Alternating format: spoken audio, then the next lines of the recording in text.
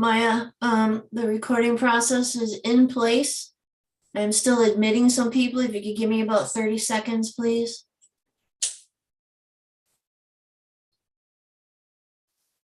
Maya, the recording process is in.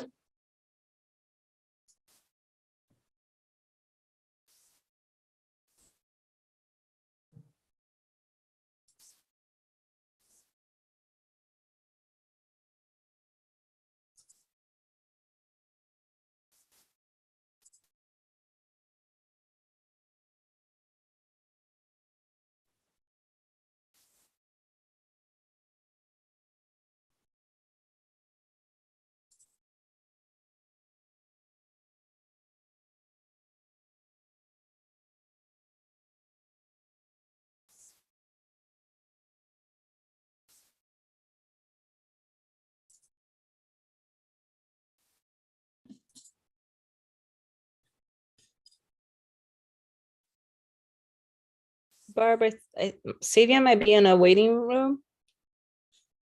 Oh, I'm checking everybody who's in. I don't see him just yet.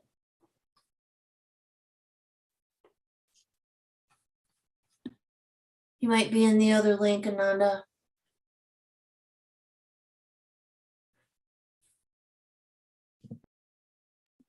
You're Okay. right, as always. Oh, yeah. Thank you so much. Maya, if you are okay to go, Bobby, can I ask you to shut off your video, please? I just need the board members up and Dr. Jenkins, thank you. And of course, Nama, thank you. Okay, I am ready. Awesome.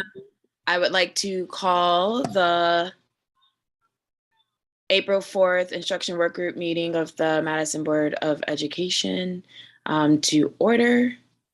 We do not have any written statements today. Barb, do we have any public appearances? We do not. Okay, we're moving along. That's great. I move to approve the minutes from the Instruction Work Group meeting dated May 3rd, 2021. Second. Thank you, Ali. Nama, your advisory vote? Aye. Thank you. All those in favor? Sabian, we're just voting on approving the minutes. Okay, got it. So unanimous vote, thank you. And then we're moving on pretty quick into the wellness check. Dr. Esther, you wanna go ahead and take that away? I sure do. Thank you very much. Absolutely. Good evening, everyone. Let me start with some incredibly good news. Carrie Stampley is here with us this evening, but she's just listening in because she had a conflict. But nonetheless, I want to take this opportunity to introduce her as the permanent and official Director of Health Services for MMSD.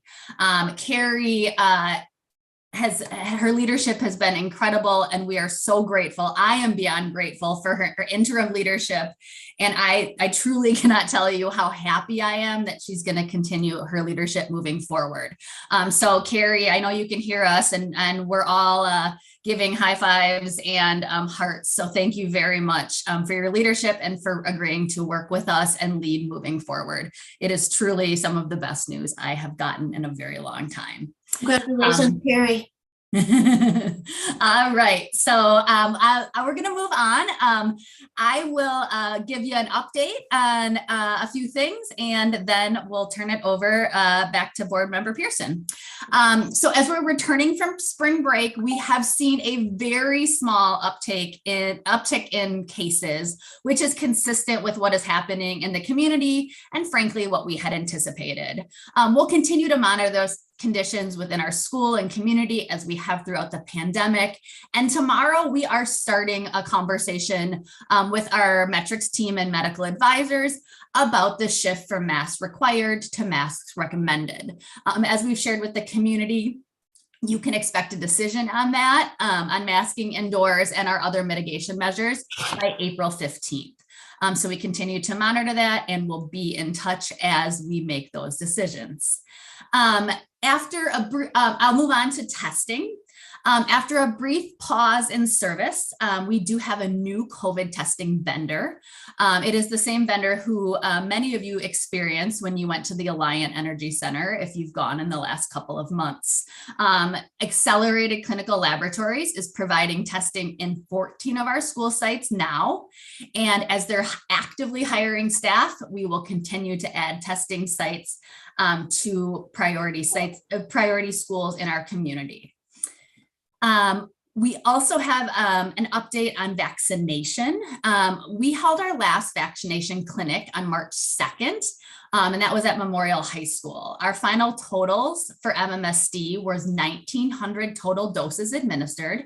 1,217 of those were for 5 to 11-year-olds, and 693 were for those 12 and older.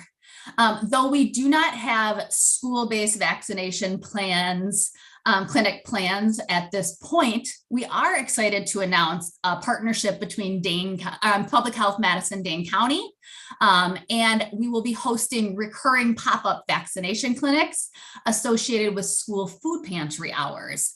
These will be every other Tuesday starting April 19th. So that is exciting and an ongoing opportunity that we can direct our staff and students to that happens frequently. Lastly, talking a bit more about or shifting to mental health, I just wanted to give a highlight of a partnership that we have in MMSD that is new this year. CareSolace is our complimentary and confidential care coordination service that's intended to help families quickly find mental health or substance abuse treatment options matched with needs regardless of circumstances. And we began this partnership in December, the work with this partner in December. And since then, there have been 1,500 inbound interactions, which means 1,500 families, staff, or students have contacted CareSolace either via phone or through their website.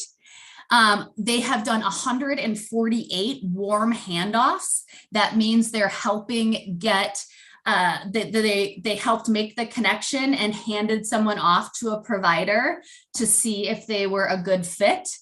And they have 48 confirmed appointments into care, which if you understand the sort of climate around getting appointments, that is incredible and great, great progress. Their outcomes and their success rate continues to increase every month, and we're just eager to keep getting this resource out to our schools and communities. So that is some good news around the mental health and care coordination front. And that is all I have for you this evening. Thank you, Dr. Esser. Any questions? Go ahead, Ananda. Thank you so much, Dr. Esser, for those updates, and congratulations again on this great accomplishment of retaining an amazing staff and and making sure that she gets elevated.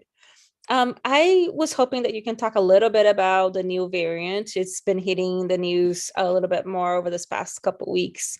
Can you talk to us a little bit about what is our prevention strategy? What is it going to look like for this variant not catch us by surprise, like Omicron kind of did? And then anything else that we should be expecting as far as communication, and then what does it look like communication to families? So sorry, 3 questions in there. Variant, what is our proactive approach? What should the board expect, and what's the family members and community should expect as far as communication?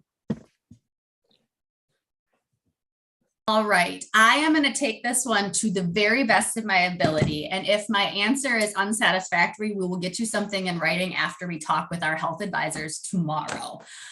We are, as we entered into spring break, we're very cognizant of the new variant and thoughtful about our mitigation measures.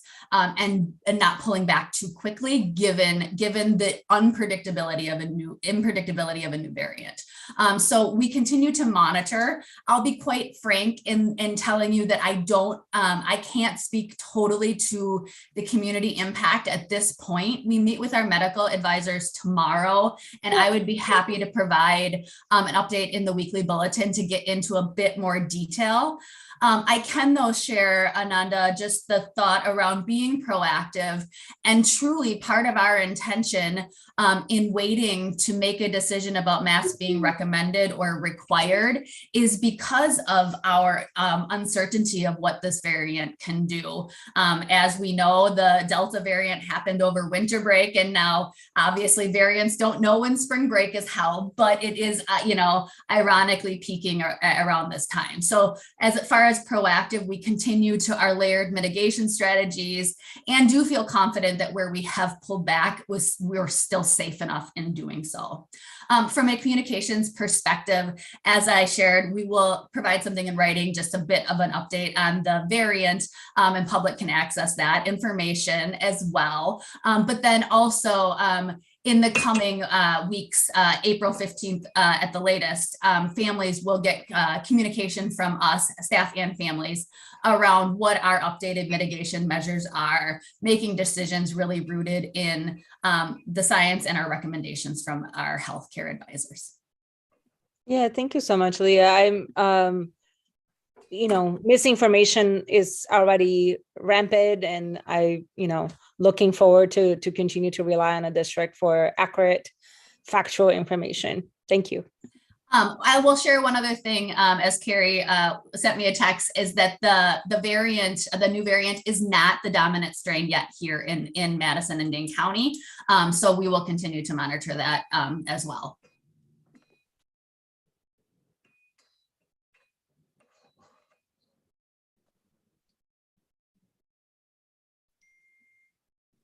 Hello. Go ahead, Davian. Thank you. Thank you so much, Dr. Esser. I'm wondering if you can give us what the referral process looks like for students who are referred to AODA treatment, and some of the ways that we are trying to mitigate kind of our shortage of school psychs in that identification and referral process.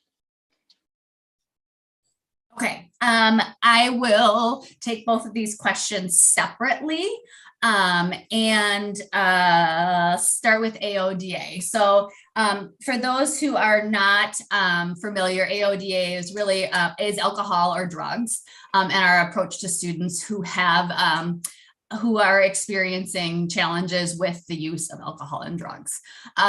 Like everything that we do, and I reinforce often, our approach to everything really needs to start with universal practices and universal teaching. So of course, really using health education and other opportunities to teach and reinforce the importance of staying away from drugs and alcohol, recognizing that that is not always effective.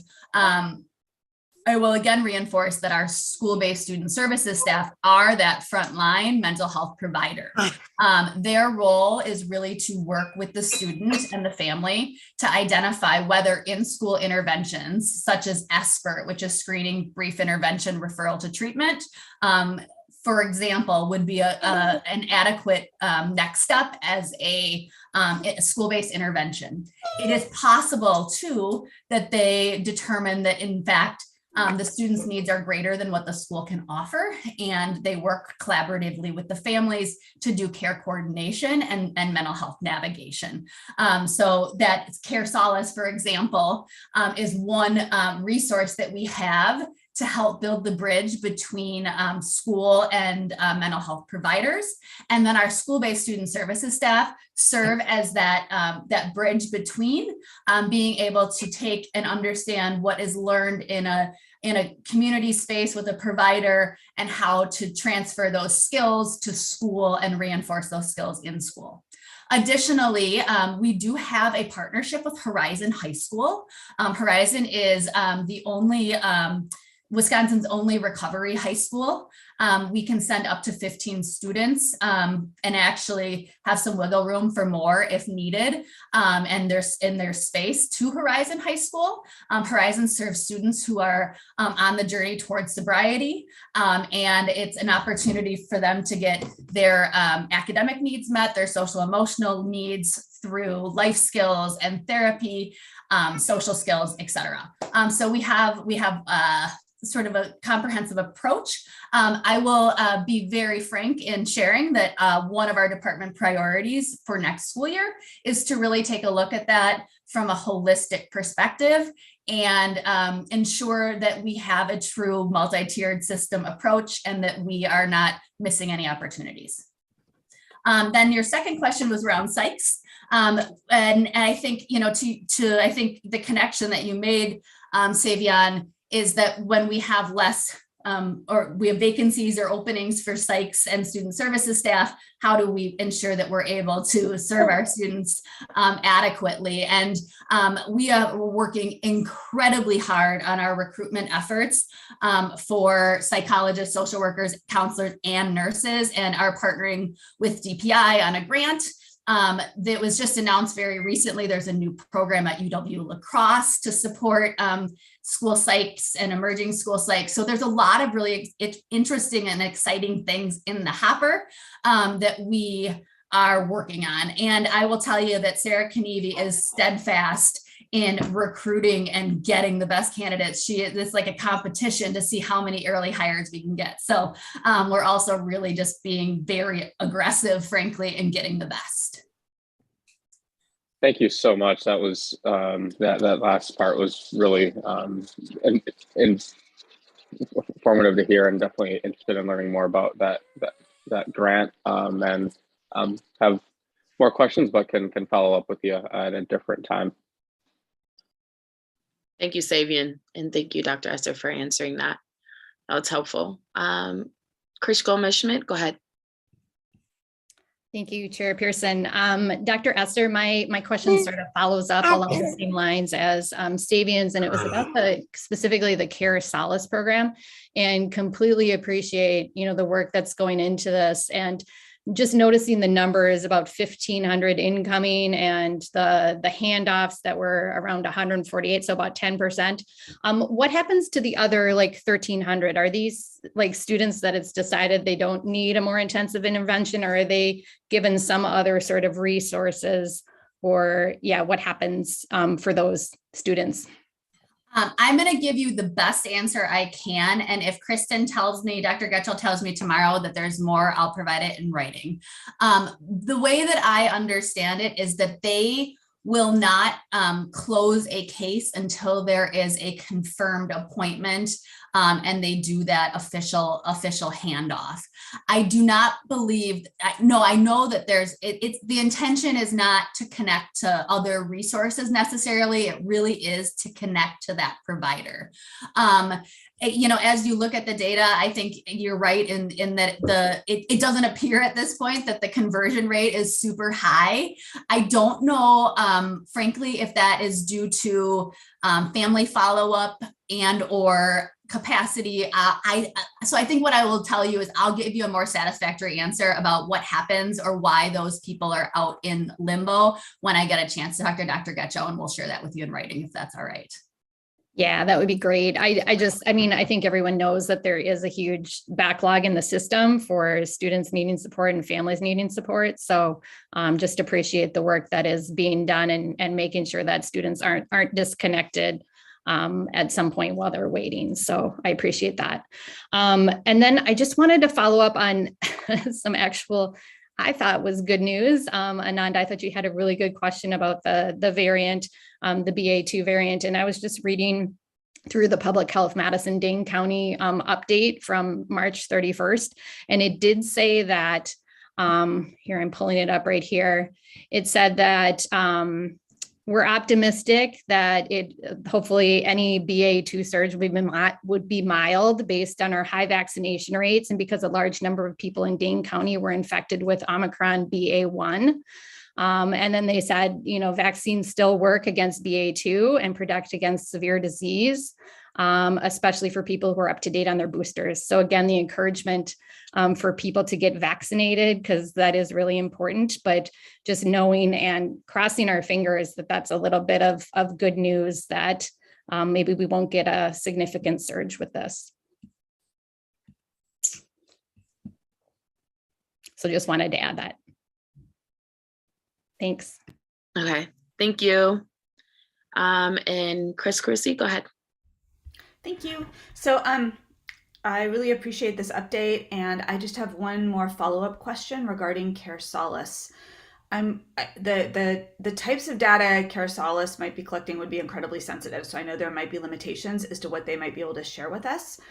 But I am wondering what data they are able to share. Like, are we able to get more information from them about what some of the bottlenecks are that our families are experiencing when they try to access mental health care?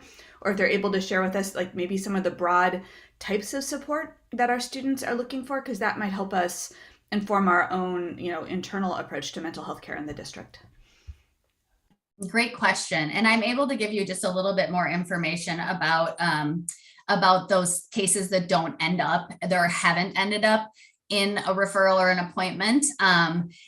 Many families and our staff actually are using the system to just explore. So they're getting initial information, they're looking at it themselves and then making their own connections.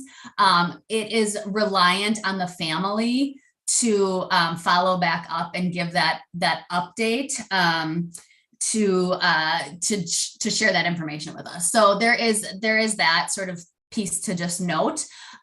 We are able to have conversations with our representatives and the people at CareSolace to really have those systems level conversations about what's happening in our community. So for example, we were able to surface that one of our insurance providers in town had significantly less service providers in the CareSolace system than what was needed. So it's one of the GHC was just not well represented. And so we're able to problem solve those systems issues with them to really to use their expertise to have an understanding of, as you said, Chris, like the bottlenecks in the system, places where there might be points of advocacy or things that we could do to better increase access or advocate for better access. The other thing to just note is that this is one part of our mental health navigation strategy, but the other piece is that we do have a mental health navigator on our team, as well as a mental health bilingual resource specialist, so that those individuals are able to work with families who have really complex and intensive situations, perhaps related to insurance or very specialized needs. So we do have a differentiated approach there as well. The last thing I will mention that I wanted to share is that there are also dashboards that CareSolace provides us with that we're able to look at and disaggregate the data that we are allowed to have about the cases that come in or the families that come in. Thank you, Dr. Esser. Did that answer your question, Chris? Okay, perfect, great. Any other questions relating to this topic? Okay, seeing no other questions. Thank you, Dr. Esser. Thank you all. I appreciate you. Have a great evening. Yeah, you too. Moving along, academic plan updates. Dr. Jenkins is having a little bit of technical difficulties. And so we have Ms. Green here to give us the updates as well as answer our questions as well. Take it away. All right, thank you so much, Maya. I really appreciate it. And good evening, everybody. I am here with a team. I'll introduce the team in a minute. This is definitely not a solo act, but we're excited to provide a few updates tonight. Barb, can you go to the next slide, please? As always, grounding in our MMSD vision that we believe is critically important to all of the work that we do. Next slide, Barb. And ensuring that all of the work we do is helping us realize our 3 strategic goals. In addition, our focus on our core values that we all know and try to make sure we operationalize every day. Yep, next slide, Barb. So our outcomes for tonight is we're really excited to be back with the board tonight and have another discussion on the adoption for literacy and biliteracy materials that will be coming forth in a consent agenda later this month. And then we're going to hear from the wonderful Carolyn Stanford Taylor and some of the work that she is starting to think about in her department and some of the voices she's collected to share and update in terms of where they are with their initial thinking. And then we're starting a little bit of a new routine where we're going to end the night with a preview for the following month, as well as some celebrations around great work that's happening with our scholars across the district. So we want to make sure we end on a really positive note about the great work in our district. So that's the outcomes for tonight. Next slide, please. All right, so here with me tonight is a group of people that will be part of the presentation as well as part of the discussion.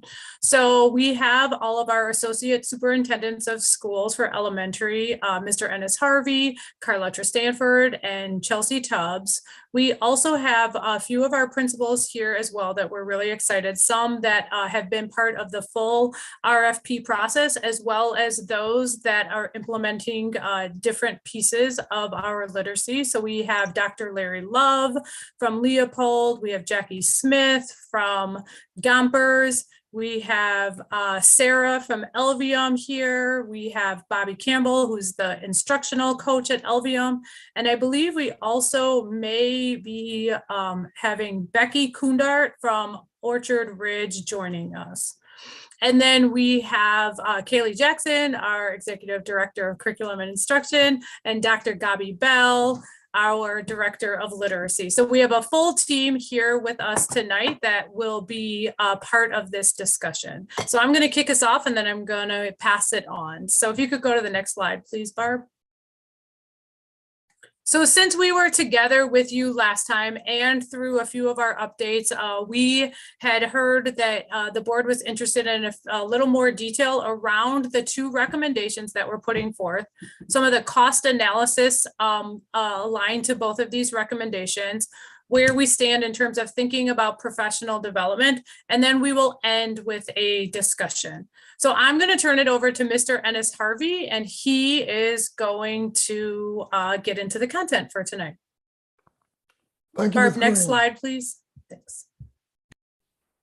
Thank you, Ms. Green. Good evening, everyone. As a quick overview, as we began this process of adopting high quality instructional materials, our goal was to ensure that the process was transparent and to center the voice of all that was impacted. Initially, we had 6 vendors to apply to the RFP. The proposals, they were evaluated on the strengths and areas of opportunity to meet the needs of our district. The selection committee put forth 2 recommendations for consideration. Recommendation A, which consists of 2 vendors, Open Up and Benchmark, for our monolingual, as well as our DLI and DBE programs. The instructional implications for this recommendation, it creates 2 curricular tracks across the district. Recommendation B, which consists of 1 vendor, Benchmark, for our monolingual, as well as our DLI and DBE programs. And the instructional implication, it creates 1 curricular track for across the district. We spent a lot of time just really making sure that we did a deep dive on all these high quality instructional materials to ensure that it met the needs of our district. Next slide, please. Ms. Jackson, I will pass it to you. Thank you, Mr. Harvey. And so what you're seeing on this slide is our 3-year total approximate cost analysis for both recommendations. So for recommendation A, which is both open up and benchmark, you're looking at just over $4.9 million over 3 years. And for recommendation B, which is benchmark alone, you're looking at just under $3.7 million. And so what you will be seeing at the end of this month is 2 consent memos going forward, one for recommendation A, one for recommendation B. And we will be asking and calling upon your leadership as the Board of Education to help us make that decision and deciding which route we're going to go. Next slide. Here's some more detail on how we got to those approximate costs. So what you're seeing here for recommendations A and B are the same information. You're seeing the materials cost. All right, that materials cost includes core instructional resources for both students and teachers at each one of the grade levels. It includes access to their online platforms. It also includes classroom libraries, which includes decodable text. You're also seeing our professional learning costs for both Open Up and Benchmark. One thing to note around our professional learning costs here is that Benchmark as an organization provides both the resources and the professional development. And so some of our professional learning costs with Benchmark are actually gratis because of the amount we would be purchasing in materials. Open Up and EL are actually 2 organizations that work together. One provides the resources and one provides the professional development. So you're seeing that cost in here as well. And then the third thing that you're seeing is our cost for shipping and handling per recommendation A and recommendation B. Next slide. Ms. Cindy Green. Thank you. One thing that I want to mention, I apologize before we go on, is Dr. Jen Shepke, who has been intimately involved in this work also and has been our project manager to really help us get through this, is here as well. So I did not want to forget to mention her because we couldn't have done this without her as well. So I apologize, Dr. Shepke. Okay, so what you have in front of you, one thing we heard from the board is you were very interested in what does professional learning look like for this work and how are we thinking about that, not only to gear us up for the beginning of the school year, but also how it will look throughout the school year. I want to just call out that this is intentionally a marked draft because one, we need to know where the board is going to make a decision so we can scope out the work based on the recommendation. And 2, we still have some vetting and decision-making to do with all of our school leaders and our school staff to ensure that we get the professional learning right. So this is a small group of collaborators that have put this together in draft form. But one thing we do know before we can actually have the professional learning touch our teachers and our schools is we need to build the understanding and need to build the knowledge base with some of our key leaders, both centrally and at the school level. So we want to do a deep dive into the learning around the materials and how we want to think about the context and the setup for professional learning for schools in early summer. So that's what you'll see here is how we're thinking about building our own capacity in order to support schools. Can you go to the next slide, please, Barb? And then what you are going to see here is how we are thinking about our priorities for next year and how we believe we will have literacy be uplifted as one of our essential priorities as a district, as well as balancing that with our social emotional learning and our mental health professional learning that we also know is central to the well-being of all of our stakeholder groups, schools, staff, students, etc. And so we're thinking about during our Welcome Back week, which is that week that kicks off our school year, that we would have 2 full days of professional learning that are geared towards the new materials for literacy. Simultaneously, we're going to have our support staff focused on social emotional learning, mental health, and regrounding them in the essential roles and responsibilities of their work. For example, our counselors, our school psychologists, our social workers, etc. So that would be the beginning of the year. You'll also notice that we have letters. That is absolutely one of our essential components for our literacy work as well, outlined here in this table.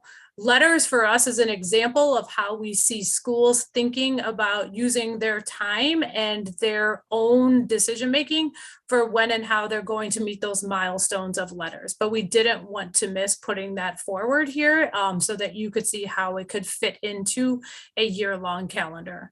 Then we want to really leverage our early release on Mondays and our full day professional developments that are spaced throughout the year for both the balance of social emotional learning and the literacy work. So you'll see the toggling back and forth between how we see that happening. Again, this is a draft, and we know schools will have to have voice into how this is going to work at each individual school, as well as a district level. But this is a good sample. If you could go to the next slide, Barb, please. You'll see as we carry throughout the second half of the year that we're centering still both social emotional learning and the literacy. So on some of those full professional development days, we believe that our focus would be on literacy, whether it's driven by the vendor itself or if it's school led based on a specific set of topics. And then we also know that some of our early release time and professional development time throughout the second semester must also be focused on social emotional learning and mental health. Once we get to the end of the month and we know which recommendation we are going forth with, we're going to build this professional learning plan out in more detail with our schools. Could you go to the next slide, please, Barb? So now what we would love to do is open it up for any outstanding questions that the board members have, and also allow our school staff who are here with us to be able to support in answering some of those questions. Dr. Jenkins, anything that you would like to add before we open it up for discussion?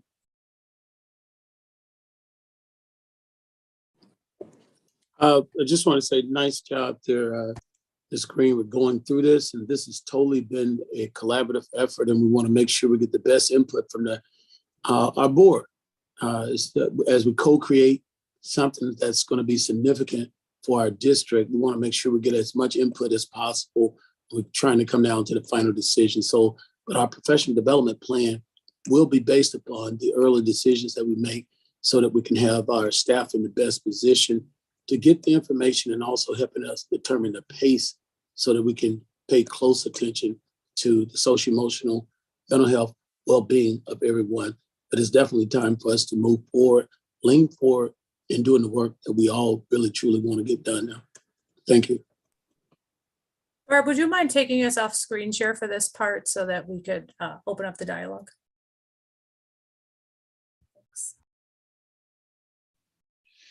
Okay, so I welcome any board members to ask their questions.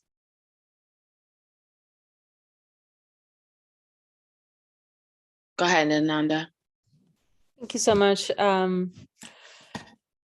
Member Pearson. Cindy, do you mind? I'm a little bit confused of what is the main difference between recommendation A and B. Is it just the fact that all the schools that have DLI programming and then Nuestro Mundo and DBE will not be part of the curriculum, have the same curriculum, they will have a different curriculum? And then from your opinion, what would be some of the pros and cons of that? So I can start with that, and then I will definitely turn it over to the team. So yes, Ananda, what the difference in the recommendation is, one recommendation means all 32 schools are utilizing the exact same curriculum, regardless of program, right? So whether you're an ELI program or you're a DLI DBE program, all schools would be using the same curriculum. And the other recommendation, we're saying that if you are a DLI and DBE school, you would be using one set of curriculum. And if you are an ELI only school, you would be using a different set of curriculum, so that it is option between holistic singular curriculum for all 32 schools versus 2 curriculums across 32 schools is the main difference. I am going to turn it over to the team so that they could share with you what they believe, those that were heavily involved in the RFP process, what they believe are the main differences between that. So I think I'll start with Dr. Gabi Bell, and then any of our school staff. Larry, I think, would be a great person also to share some thoughts. Hi, Ananda, and hi, team. Ananda, that is a lovely question. So yes, like as Cindy said, it is having one curricular resource for all the schools or having 2 different ones. There are always risks and opportunities within every single decision that we make. The vendor that we have in the race right now to make sense of both Spanish literacy and English literacy towards biliteracy is Benchmark. And having Benchmark for both sides of the house and DLI and DBE programs would allow us to be able to craft towards biliteracy, while at the same time would create an opportunity for colleagues in English only programs to have an entry point and being able to collaborate. So, for example, in a building like Leopold, where we have dual language immersion programs and monolingual English programs, if all of the second graders are using Benchmark, there is an opportunity for partnering, for ensuring that the scope and the sequences are matched, professional development is aligned, the units that we will be working on and the standards that we'll be working on will be the same ones, with the difference that in dual language immersion programs, we'll be attending to it in 2 languages. So there is a great opportunity in that. Having 2 different curricular resources will take away some of those opportunities, but will also open other opportunities.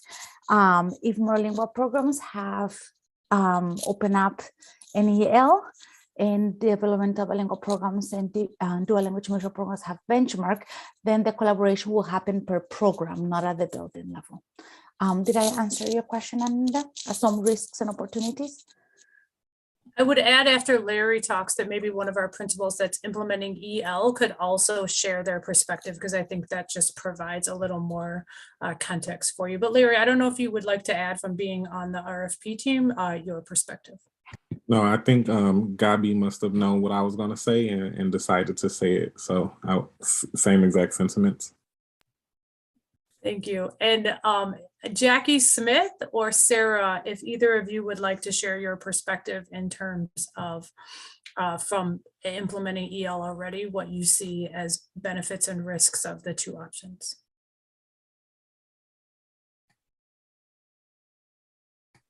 Hey, everybody. Unfortunately, I have an appointment in about a minute, so I'm unable to turn my camera on, but it's wonderful to join y'all again this evening. And I can just speak through, I agree with my colleagues with some of the benefits and risks of the 2 different curriculums as a possibility.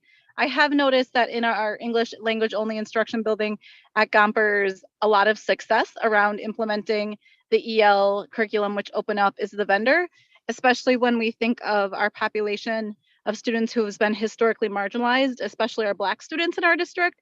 And we've really seen students build their confidence and their stamina and kind of their love of literacy around it, aligned with different skills with reading, writing, speaking, and listening. So the integration of those skills around the standards has been really impressive for us with the implementation of the EL education curriculum and Open Up vendor. I can turn it over to Sarah briefly as well.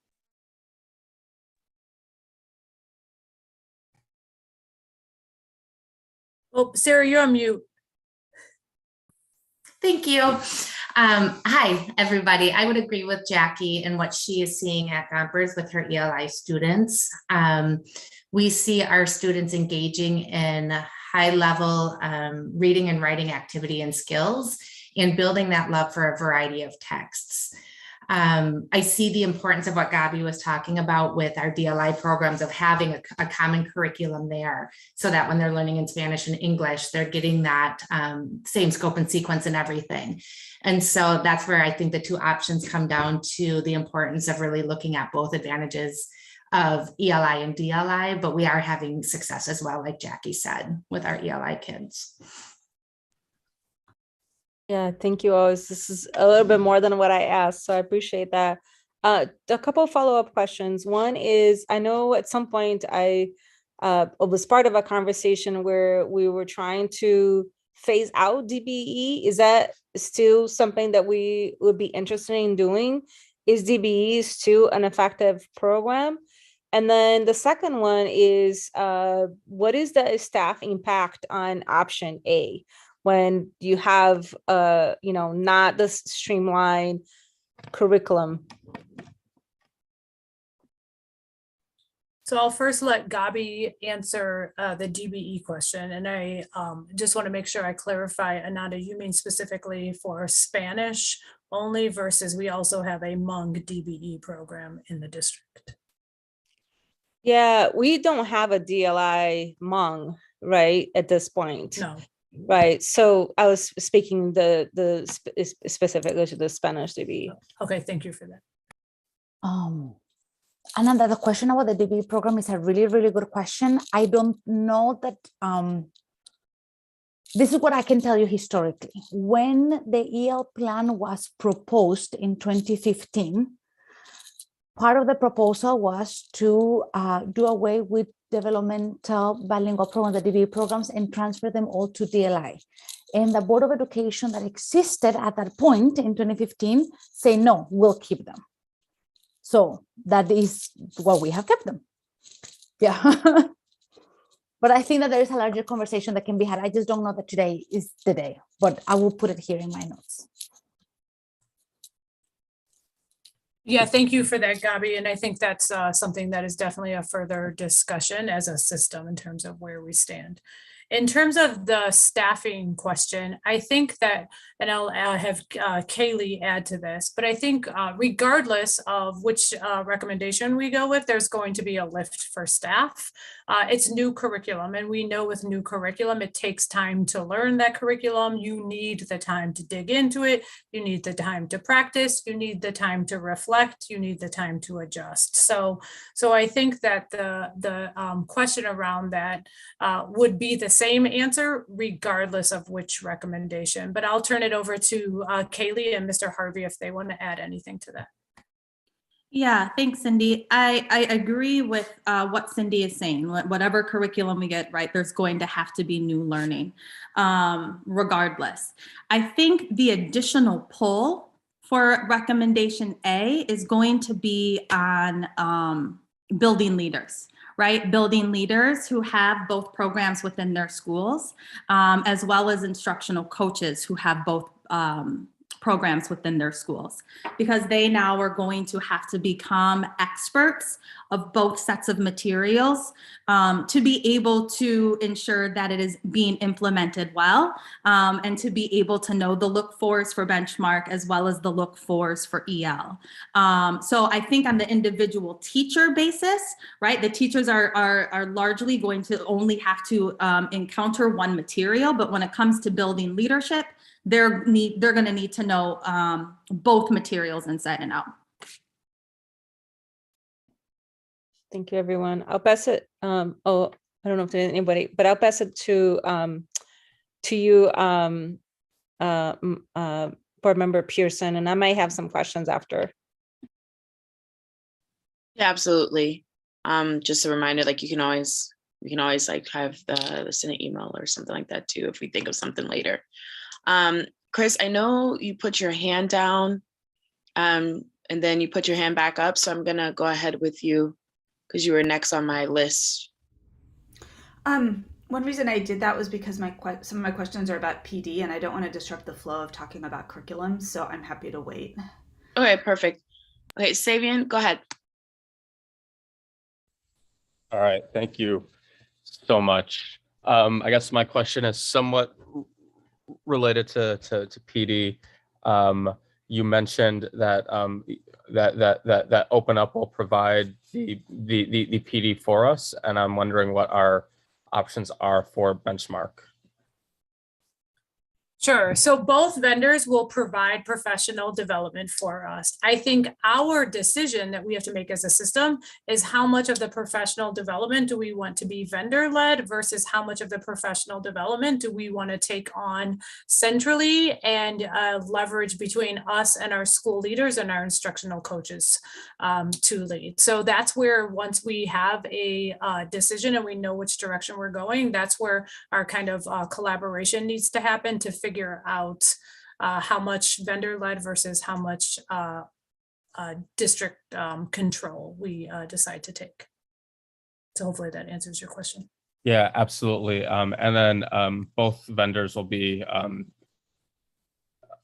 available for us on the road in terms of adaptability that we want to make to the materials. I'm seeing nods. Thank you so much. And then the last question is, at what point in time do you think we will start looking at secondary or supportive materials to the core materials? Let me just clarify. So one, yes, customizable for sure from the vendors. That is a requirement of ours because we've got to make it, to our context. When you say secondary, do you mean supplemental materials for K-5 or do you mean secondary like middle school, high school? No, I'm sorry. I meant supplementary. Yes, absolutely. So we definitely have already started to think about and identify where we stand with supplementary materials, right? There is no one package that's going to give us everything that we need, but I'll turn it over to Kaylee to kind of add to that to see if there's any more she wants to chime in on. Yes, thank you, Ms. Green. Great question, Savion. We actually are going to have an update for you within the next couple of days about our first request for supplemental materials, and those will be in the form of classroom libraries. As was discussed at a couple board meetings ago, we are going to continue to add to our classroom libraries as we believe in early literacy and beyond. And through our evaluation and selection process, our group was able to identify some areas in which we're going to need to continue to supplement. So we're already having those conversations. We're already going to be able to put a recommendation forth to you all at the end of the month. And we will continue obviously to get feedback throughout the years in which we're utilizing the materials, whether we go recommendation A or B, and we will supplement as necessary. Thank you so much. Those are my questions. And I see your shirt, Dr. Green. Go Tar Heels. What? Okay, we'll have that conversation later. Yeah. All right, keeping it to literacy. Yes, not in Badger Nation. Okay, moving along. Go ahead, Chris Gomez-Schmidt. Thank you, Chairperson. And thanks for the information. I wanted to say thank you for sending the executive summaries that we requested from the last meeting. Those were really helpful to review to better understand how the selection committee was weighing the different options in making the two recommendations. And another thing that I found really helpful, I want to say thank you to the schools that reached out and gave invitations for board members to come out and take a look at the different curricular options in action. One of the questions that I had around that is I had sort of forgotten that we had approved the use of the benchmark curriculum for very specific Spanish language in virtual mode back in December of 2020. So essentially our DLI DBE schools, as I understand it, have been implementing the phonics part of the benchmark curriculum. Is there any way you can explain a little bit about the experience of that, how it's worked, how the schools have and students have experienced that, and to what degree that has, I don't think it's been the whole curriculum, but I was surprised to learn from a school that they had been using it for that long. Yeah, I'm going to start with our principal, Dr. Larry Love, who is at a school that has that from his perspective. And then Dr. Gabi Bell can also provide a big picture on that. But Larry, do you want to respond? Sure. So great question. As you mentioned, the use of benchmark is being used in a very limited way within the schools, particularly, as you mentioned, was a response to us going virtual, and a response to the fact that we didn't at the time have a Spanish program to cater to the foundational skills within our DLI side of the house. I will also just mention, for the sake of mentioning, we are currently using the 2017 version of benchmark, just so that information is out there as well. In terms of the experience with it, teachers and instructional coaches, particularly at my site, do speak to the way in which it does align well to the LETTERS framework, and how LETTERS instructs us to think about the teaching of literacy, particularly foundational skills. I will say also some of the feedback that I've heard is that some of the implementation has been a struggle just in thinking about the time aspect of it. And so what benchmark calls for often is more than what our foundational skills blocks allow for within the elementary setting. What else? I think, let me see. Again, yeah, I think it has had its benefits, but I think it's really hard to think about the use of benchmark holistically, knowing that we've only used it in such a limited way in comparison to the use of any other curricular resource that we might think about. Gabby, is there anything you would want to add to that, or did Larry capture it all? I think that Larry did beautifully, but I would just paraphrase, because I'm a language learner and this actually is for real, that we are using a tiny, tiny fraction that is a 2017 edition. So it's a very different thing than what we're looking at right now holistically. And it was absolutely in response to having to go to school virtually and not having a way or a resource to be able to deliver or execute foundational skills in Spanish and in English in bilingual programs. So it has the same name, it's benchmark, but it's something different. Okay, that's helpful to know, because going, just having schools contact us and say, we have been using benchmark. I was a little surprised by that. So I guess, I just think it's really helpful, again, when we're implementing something or piloting something, to really understand the experience of the schools, especially, we have 4 schools implementing the EL curriculum, and evidently other schools who have gotten excited about it, just hearing about the success of students. And so I just think that's really important for us to know and to take into context as we're making this really important decision for how we're moving forward with literacy.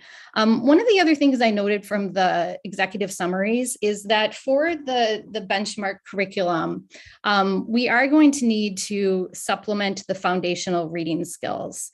And to me, I don't think that's something we can wait on. And it seems like that should be part of the analysis of the cost difference between the 2 recommendations.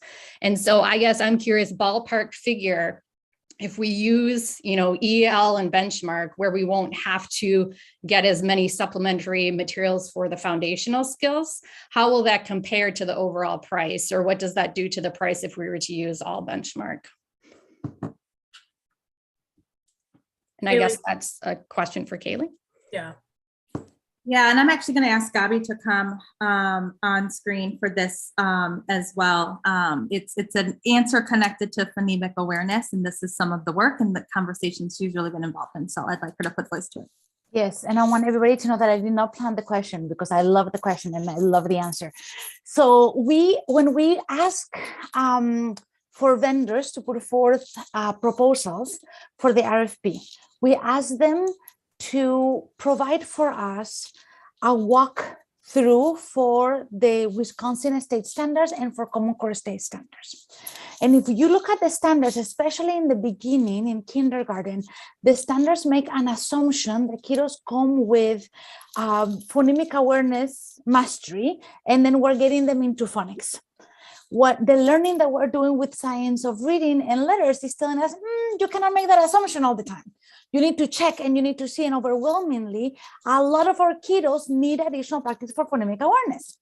If you think about that statement, under the presumption that everybody speaks the same language, now try to multiply by 2 if you're in a bilingual program and you need to engage in phonemic awareness for a language that is new to you.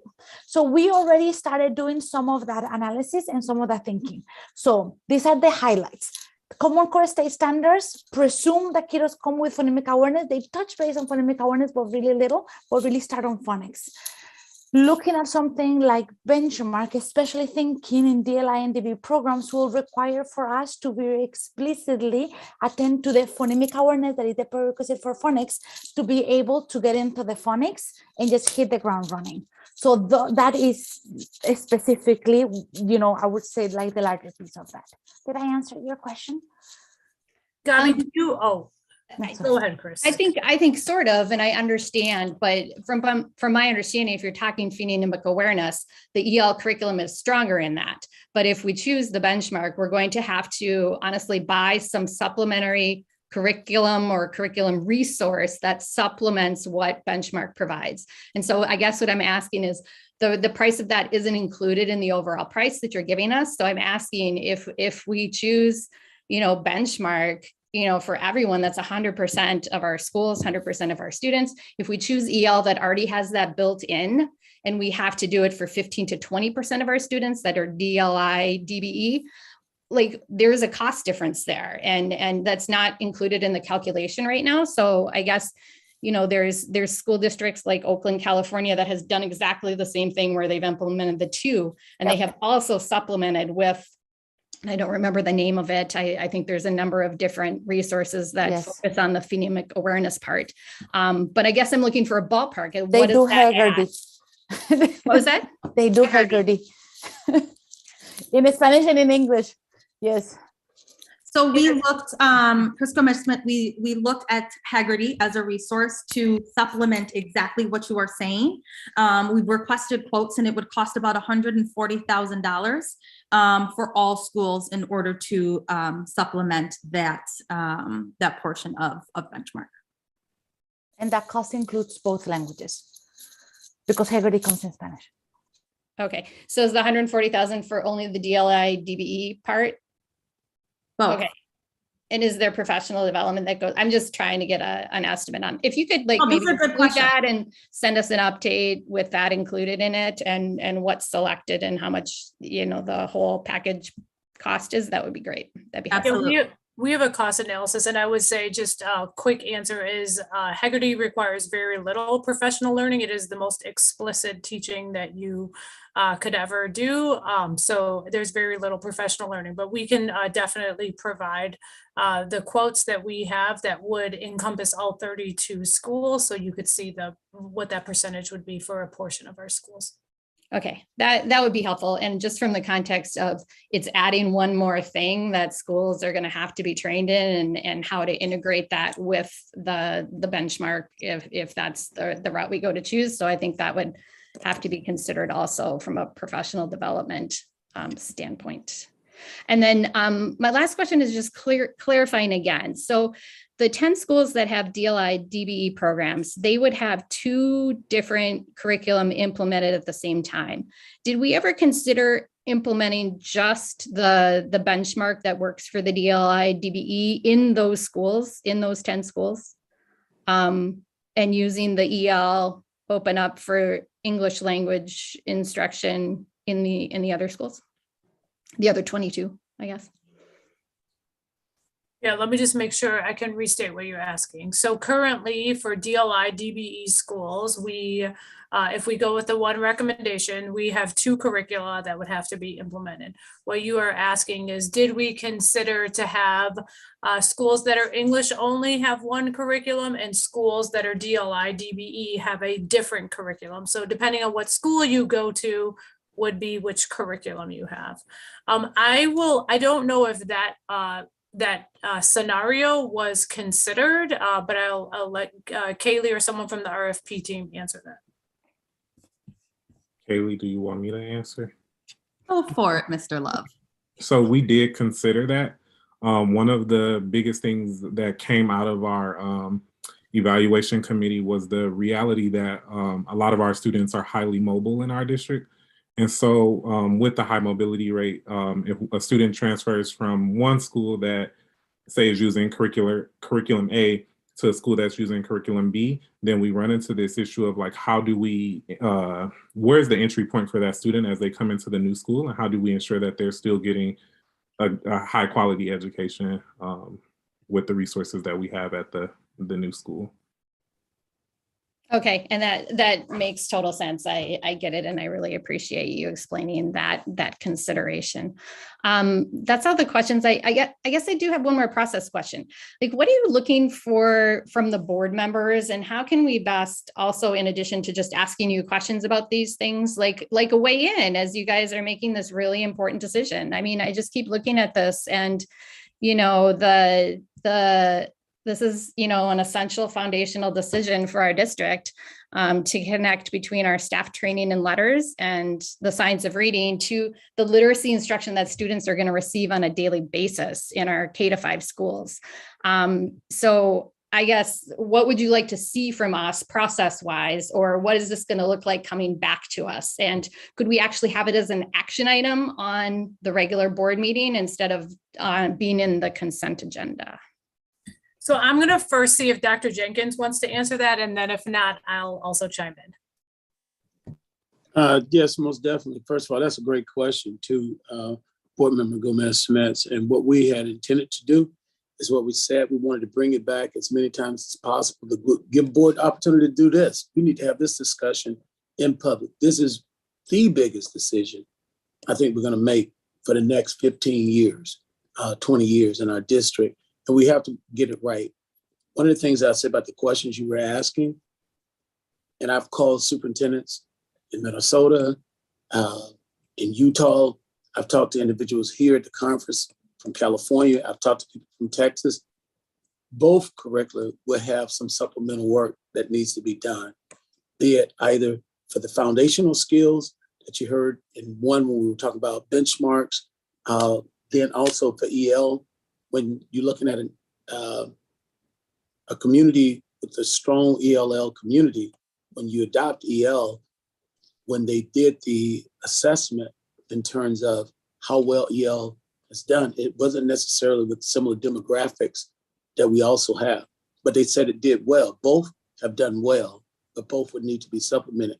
I would definitely want us to come back with, as you had asked, all of you, to have 2 recommendations. Board have given input, but if you hear tonight, the staff is really giving input. The people who are closest to the work have to help us define this. And I would just hope that we can respect at the end of the day, the professionals as they come back and how we lay this out. But we want the board to have input, raise the tough questions. We try to answer them here publicly so that the community can know the depth of work that's gone into this. And we've had some really tough conversations, but true collaboration is what we're about, having it to be co-created. So that's what I have to say now. Ms. Green, you have anything to add to that? No, I think you said it well, and I think we're just hoping that with this discussion, the board feels like they have everything they need to make an informed decision and which direction we're going so that we can hit the ground running and plan forward. So we are going to see it come back as an action item out of the instruction work group then? I guess that was my Chris, final are you looking for a direct answer to an action item or a consent agenda item? Can you be just more clear on what you're asking? Yeah, it was referenced a couple of times that it would come to us at the April meeting as a consent agenda item. And I guess I'm looking it to come to us as an action item if possible, if that makes sense. And I said, that's the board's pleasure.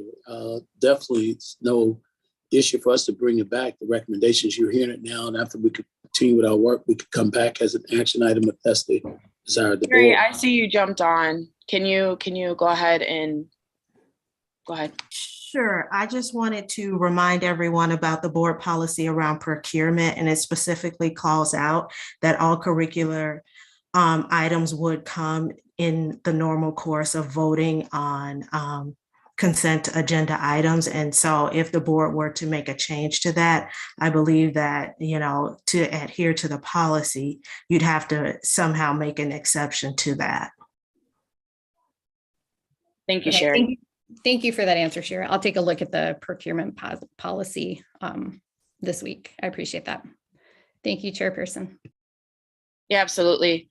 And just a reminder, as we are building this, I tried really hard to meet with Cindy to kind of preemptively think of the questions that my colleagues would be asking so that we could have as much information up front to make this process a lot easier. So if there are more specific things that you feel really need to be answered, I would ask that you please send an email, just like CCing me or something like that, just so that we can make sure we're being as concise and not having long drawn out conversations. I know that there is when working with Cindy, we did make sure that we had the appropriate cost details for recommendations. And that was a part that she heard us say in the last meeting. About just like how much it might cost, so that we can make that decision effectively. I also think part of our role is not to dictate exactly what the administration is doing, but to come alongside them. And our things are policy, budgets, and making sure that we have a superintendent for our jobs. I just want to remind us of like those three buckets. Yeah. So okay. Moving on, go ahead, Chris. Thank you. So, first of all, Larry, I want to give you just like huge gratitude for calling out the needs of our highly mobile students. I don't think we do that often enough, and they're real. So thank you so much for doing that. I completely agree with your analysis. I have a number of questions, and I think I'll start with questions about the costs. So you provided us with two figures for 3-year costs of these two curricula. If you divide those by the 3 years, the difference is really about $422,000 a year, which is, it's not insignificant, but it's also not like earth-shattering. I don't feel like that difference is enough to drive the decision by itself. I'm also curious, it's a 3-year cost horizon. I assume we're going to use this curriculum for much longer than 3 years.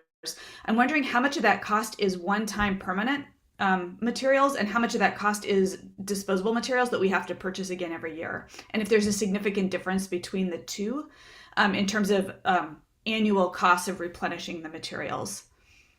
Yeah, so I'll say a few things. So one, when we purchase kind of in a 3-year bulk, obviously there is some savings that we are able to give. What you will also see when the consents come forward is how we're breaking that down into 3 years, and that the heaviest amount or the largest amount is going to be this first year, because we are getting the full package for this first year. We have to get everything that is essential for our students and for our staff. For the recurring costs each year, it'll be a much more reduced cost. I don't know what that number is offhand, and I'll see if Gabi and Kaylee know that number, but otherwise you will see that on the consent that we're showing you the overall 3-year cost, as well as what it looks like for FY23, and then the 2 years following that are a much more reduced cost, knowing it's mostly replacement materials. Yeah, Cindy, Gabi and I had that exact same conversation today. So the consumables, Cindy's absolutely right. The consumables will be a much smaller cost that we're seeing throughout the years. The bulk of the cost is the stuff, is the books or the teacher materials, and the consumables or the workbooks are a much smaller cost. We don't have those numbers offhand. But we, as Cindy said, we'll put those in the consent so that you're able to see that detailed breakdown. Thank you so much for doing that. And Ross, I'm wondering if you could just remind us, for the one-time expenses associated with this, how much do we have set aside in fund balance at this point to cover reading curriculum purchase? So the planning we're doing right now is to include the majority of this curriculum purchase on ESSER funding, which is part of the discussion we're going to be having later this month.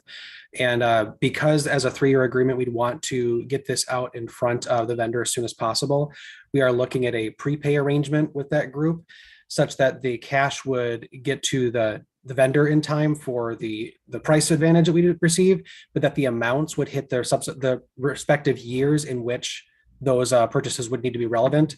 So thankfully, because the 3-year would be out the door no later than July 1st of 2024, we would still be able to include all 3 years in the planning on using ESSER. That's super helpful. Thank you. So that means we won't need to use fund balance to cover this? That's correct. Okay. And that I think makes it even more important to understand the cost of consumables, because eventually that's going to shift onto our permanent budget. So for long-term budget thinking, that would be great information. Let's see. Chris asked my questions about DLI, so those are covered. I do have some questions about the PD schedule.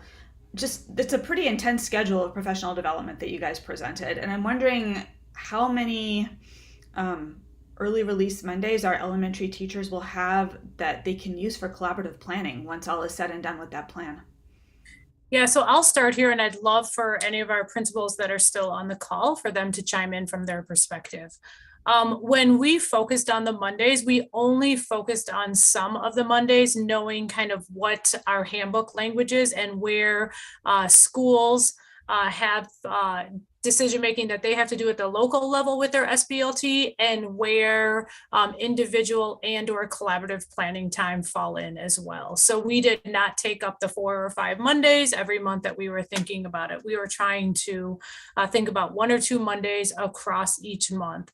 And again, I want to reiterate that what we shared with you is draft, and what most importantly that we wanted to show is the balance of what we believe will be critically important next year of social emotional learning and mental health, and that balance with the literacy work. We also believe a lot of that literacy work is going to be facilitated and led at the local level, so that because of that, schools are going to be making decisions about, is some of that just collaborative planning time where we're digging into our units ourselves and we're thinking about our plans, versus is it whole school professional development. But I will see, I don't know if, I know Larry is still here, but I don't know if Sarah or Kelly want to also chime in on that. But I see Larry is off his camera. So Larry, maybe I'll start with you, but I definitely would love some of our other principals to also share their perspective on that. Yeah, I think at this juncture, it's kind of early to really think about like what exactly the professional learning plan will look like. I would venture to say at any school, as we think about all of these priorities. I do want to just reiterate what I heard said earlier by Cindy, was the fact that it would be a collaborative process between building leadership and our district leadership to think about what makes the most sense for respective buildings. And so I know that doesn't necessarily answer the question of like exactly what the professional learning plan will look like, but I do think what I'm hearing and what I'm hoping everyone else is hearing is that there will be a level of intentionality and collaboration to make sure that it does help us actualize our goals while also being cognizant of the many demands that our teachers already carry.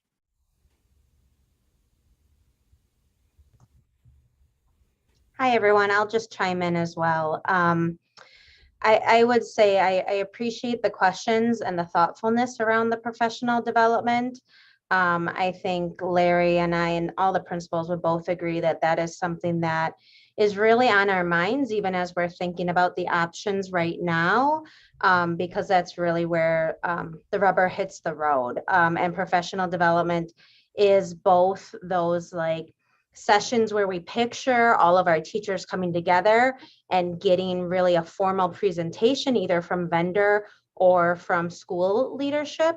But then it's also a lot of that follow-up reflection and adjustment in teacher team meetings. And that really is based off of the work that our invaluable instructional coaches do every day. So I know that the PD plan is something that we are all hoping to get right. So thank you all for those comments. That's really helpful. This is something that's weighing heavily on my mind because on one hand, we need to do the literacy PD that we need to do to get this right and to make a difference for our students, particularly those who have been historically excluded from opportunities in this district. And at the same time, there's a lot of research out there about job stress and what causes job stress.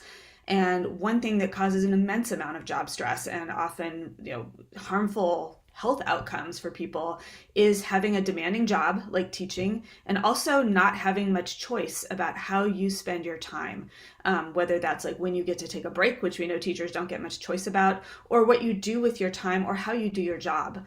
And increasingly in the world, and this is not pre-COVID as well, like there's been less trust of teachers and more of a desire to like tell teachers how to do their jobs.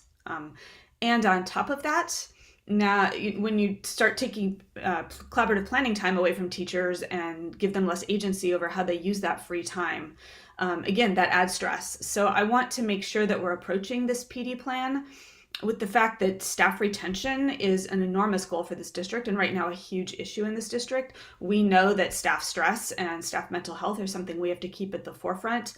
And our PD plan needs to reflect that. We need to ensure that while we're moving forward on our literacy goals, which we have to do, we're still giving our staff lots of agency in terms of how they do their jobs and what they do with their time as much as we possibly can.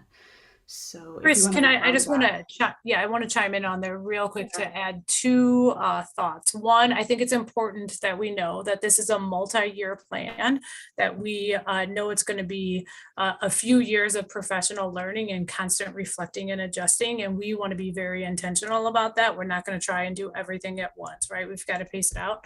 And I also want to be clear that we are not taking away teachers' collaborative planning time. We're being very thoughtful about the balance of what we know teachers need to have, where school decision is, and where we as a system want to try and balance some of those priorities. So I just wanted to make sure that that was stated. So thank you.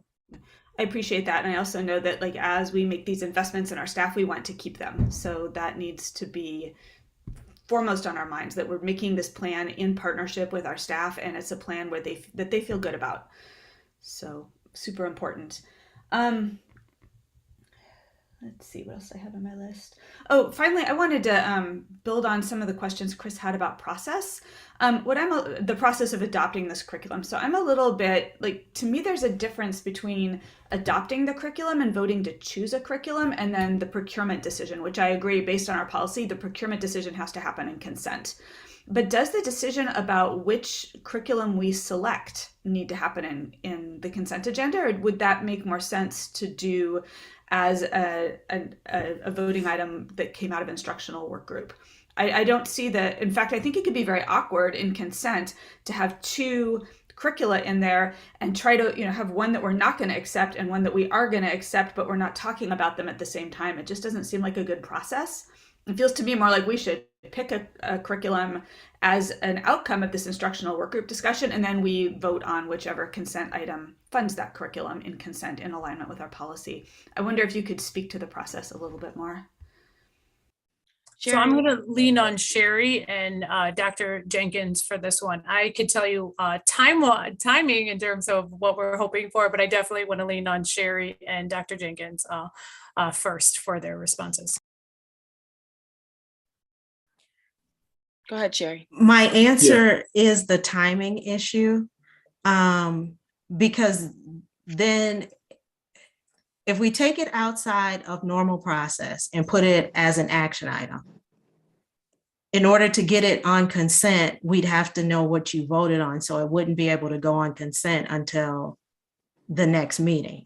And I don't know that that works with the timing that we're talking about, because I don't believe that we will have the materials in time if we wait another month, which is why we are at the place where we are, where we have to vote on it this month, because you won't take it up again until the regular board meeting, and you won't be able to give us a decision until that meeting, which means we can't vote on either one until we can prepare consent to match what your vote was for the action item out of this work group. Thank you so much for that, General Counsel. And I would just say to this, we put a significant amount of energy into making this large decision. And what we heard earlier that we wanted to come forth, I agree with everything Board Member Caruza said in terms of coming through our instruction. I think we've done that. We've gone out and had people be a part of the committee. This is the place where process gets in the way of impact. And when I think about the impact on our students, on the impact on our staff, if we don't go ahead and make our decision, we most definitely we can bring one there, but I want to stay within the process which the General Counsel laid out for us. One, these two curricular items are very close.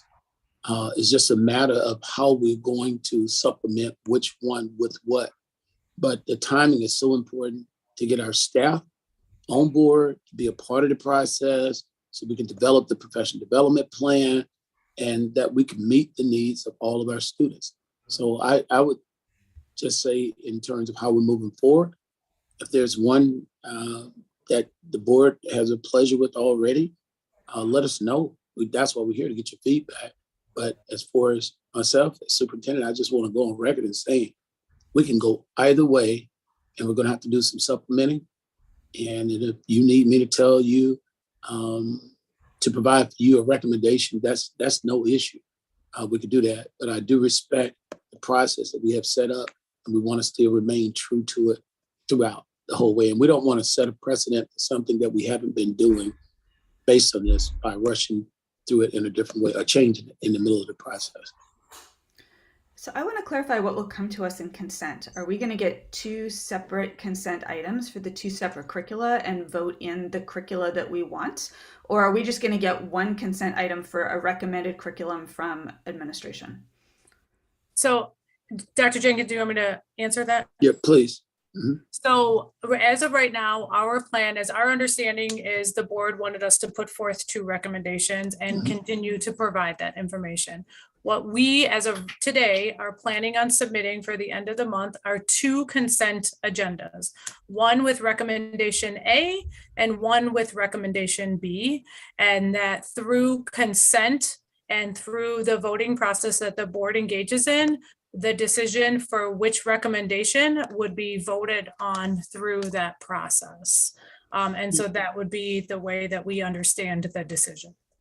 So I fully appreciate the urgency of this. Like, I get that we need to get this decision made soon so we can get the spending going and use ESSER dollars and be on top of this so we're ready to start in the fall. If you are already bringing us an option A and an option B in the consent agenda, it's not clear to me why we can't vote for this with those two options in the consent agenda as an action item. Like, choose the curriculum as an action item, and then once we get to the consent agenda, it's kind of a no-brainer that we approve the consent item that supports whatever we just voted for, and we don't approve the consent item that doesn't support whatever we just voted for. So I just think it's going to be a very difficult discussion to try to like have one of them be on the agenda first and we talk about it first and we're trying to figure out if we voted up or voted down without talking about the other one. It seems like it would make much more sense to have both curricula on the table at the same time and have a discussion and a vote for which one we want as an action item, and then move into consent and approve whichever consent item aligns with whatever decision we just made. It seems like that would be possible if you're already bringing us both consent items in one consent agenda and we're picking one.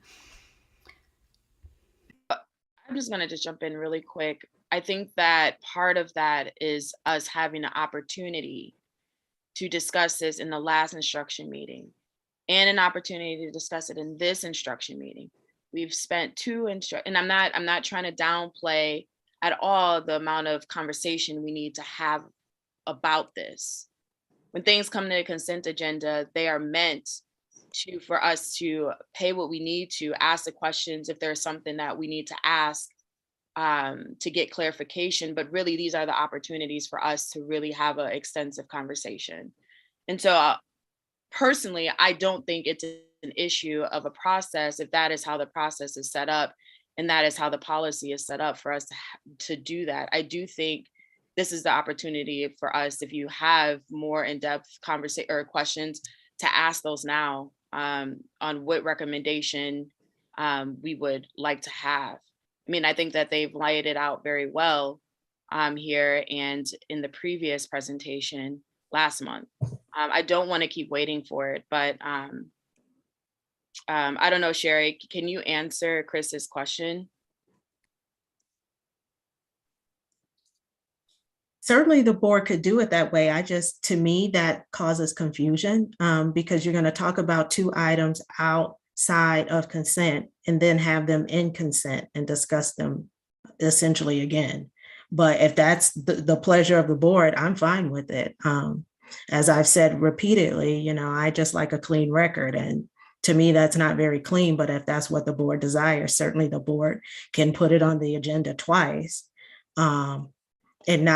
and vote on one outside of consent and then vote on it again in consent, which is kind of strange, but that's, again, the pleasure of the board.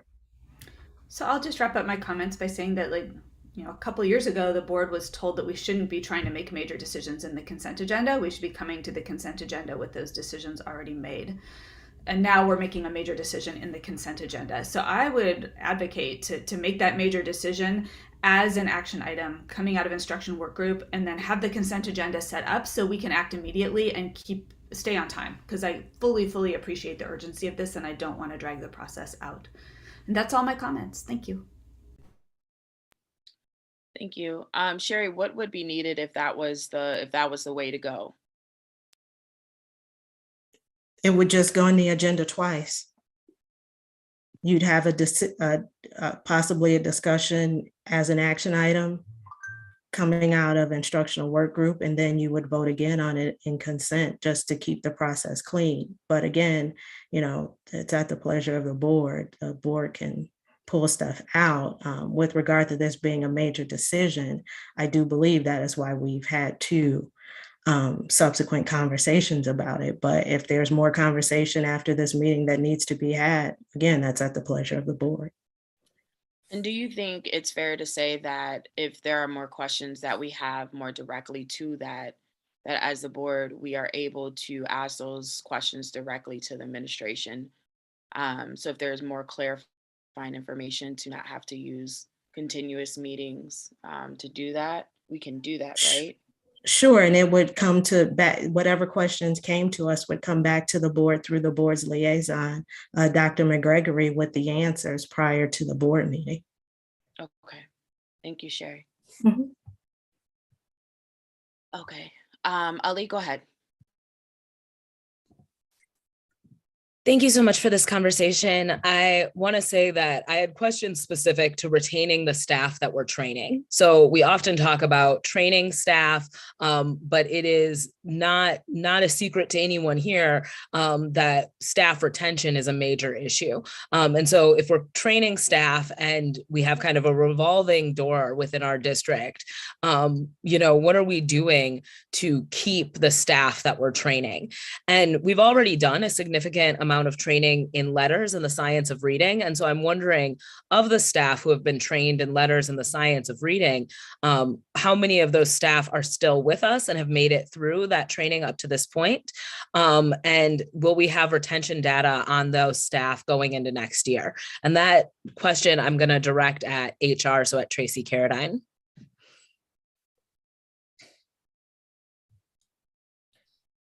I can't answer that question because I do not know who went through the trainings for that. I would have to give that to Kaylee, if you can help me with that.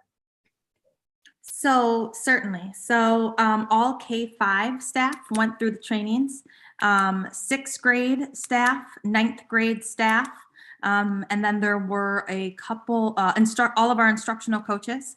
And then there were a few of our middle schools where they advocated for all of their staff to be trained, as well as Capital and Shabazz. Correct me if I'm wrong. All staff were trained in Capital and Shabazz. Gabby, who am I missing? All ESL and BRTs, K-12. All ESL and BRTs. Thank you, Kaylee. Thank you, Gabby. Of course.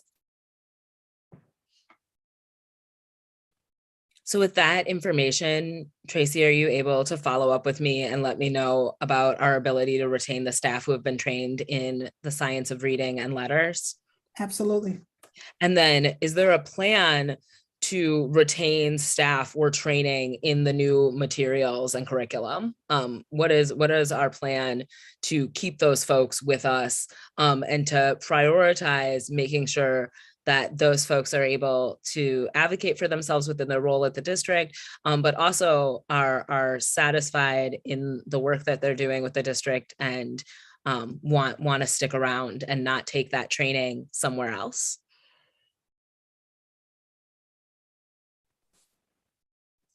So I can let Dr. Dr. Jenkins go. Yeah, I think that's a great question. It's one, it's a very aged question, but during this midst of this, coming through the pandemic as we have, we want to do everything possible to try to retain our staff. And there are multiple factors, just like when you're going around in the buildings. One of the things the staff's screaming about the most right now, painting about, is not having a viable curriculum, and they want these materials.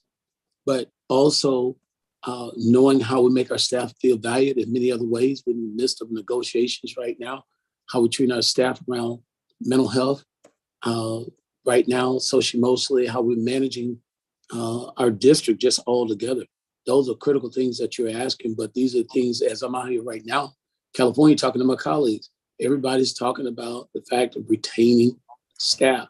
And there are some other things at the local level, state level, federal level that's making it very difficult to be in education right now. It's very painful, to be frank with you.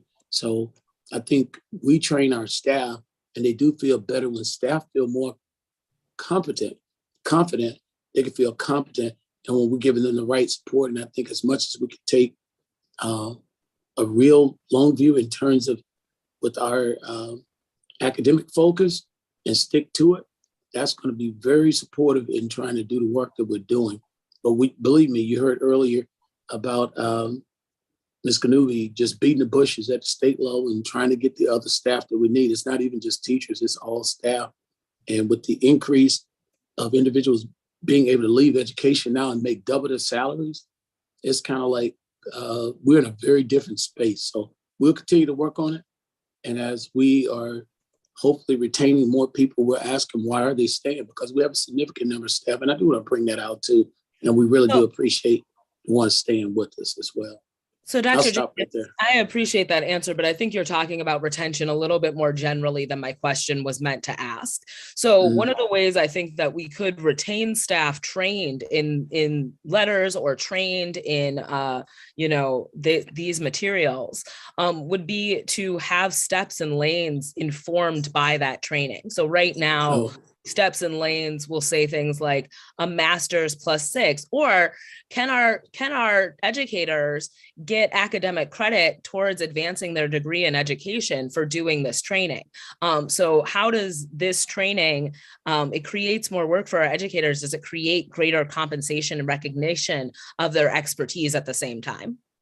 Yeah, that's beautifully the way that you restated that, because one of the things, as I say, we're in this whole discussion right now with staff, and we can think differently about what we currently have in our handbook versus what could be. And that is a discussion that we need to have a little bit deeper to talk about that, not just short term, but long term. And we do see other districts have stepped outside of that and recognizing, showing value for those who have a specific area of certification or training. So I'd be happy to have that discussion with you later, but that is a great one to have as a group. Thank you. I do think if we're investing in this for our educators, it means we want to keep folks who have these skills, have gone through this professional development. I think otherwise you end up in this situation where you're doing this professional development year after year, cohort after cohort, not being able to hold on to the people who have the information and the skill set. My other question was specific to wear and tear and replacing materials. I know that our current materials are out of print. I'm wondering what the lifespan of these materials is, what determines that, and how frequently we'll be replacing them. Yeah, so I could start. There's definitely going to be a yearly cost, as we mentioned before. I think when Chris Caruzzi asked that question in terms of consumables.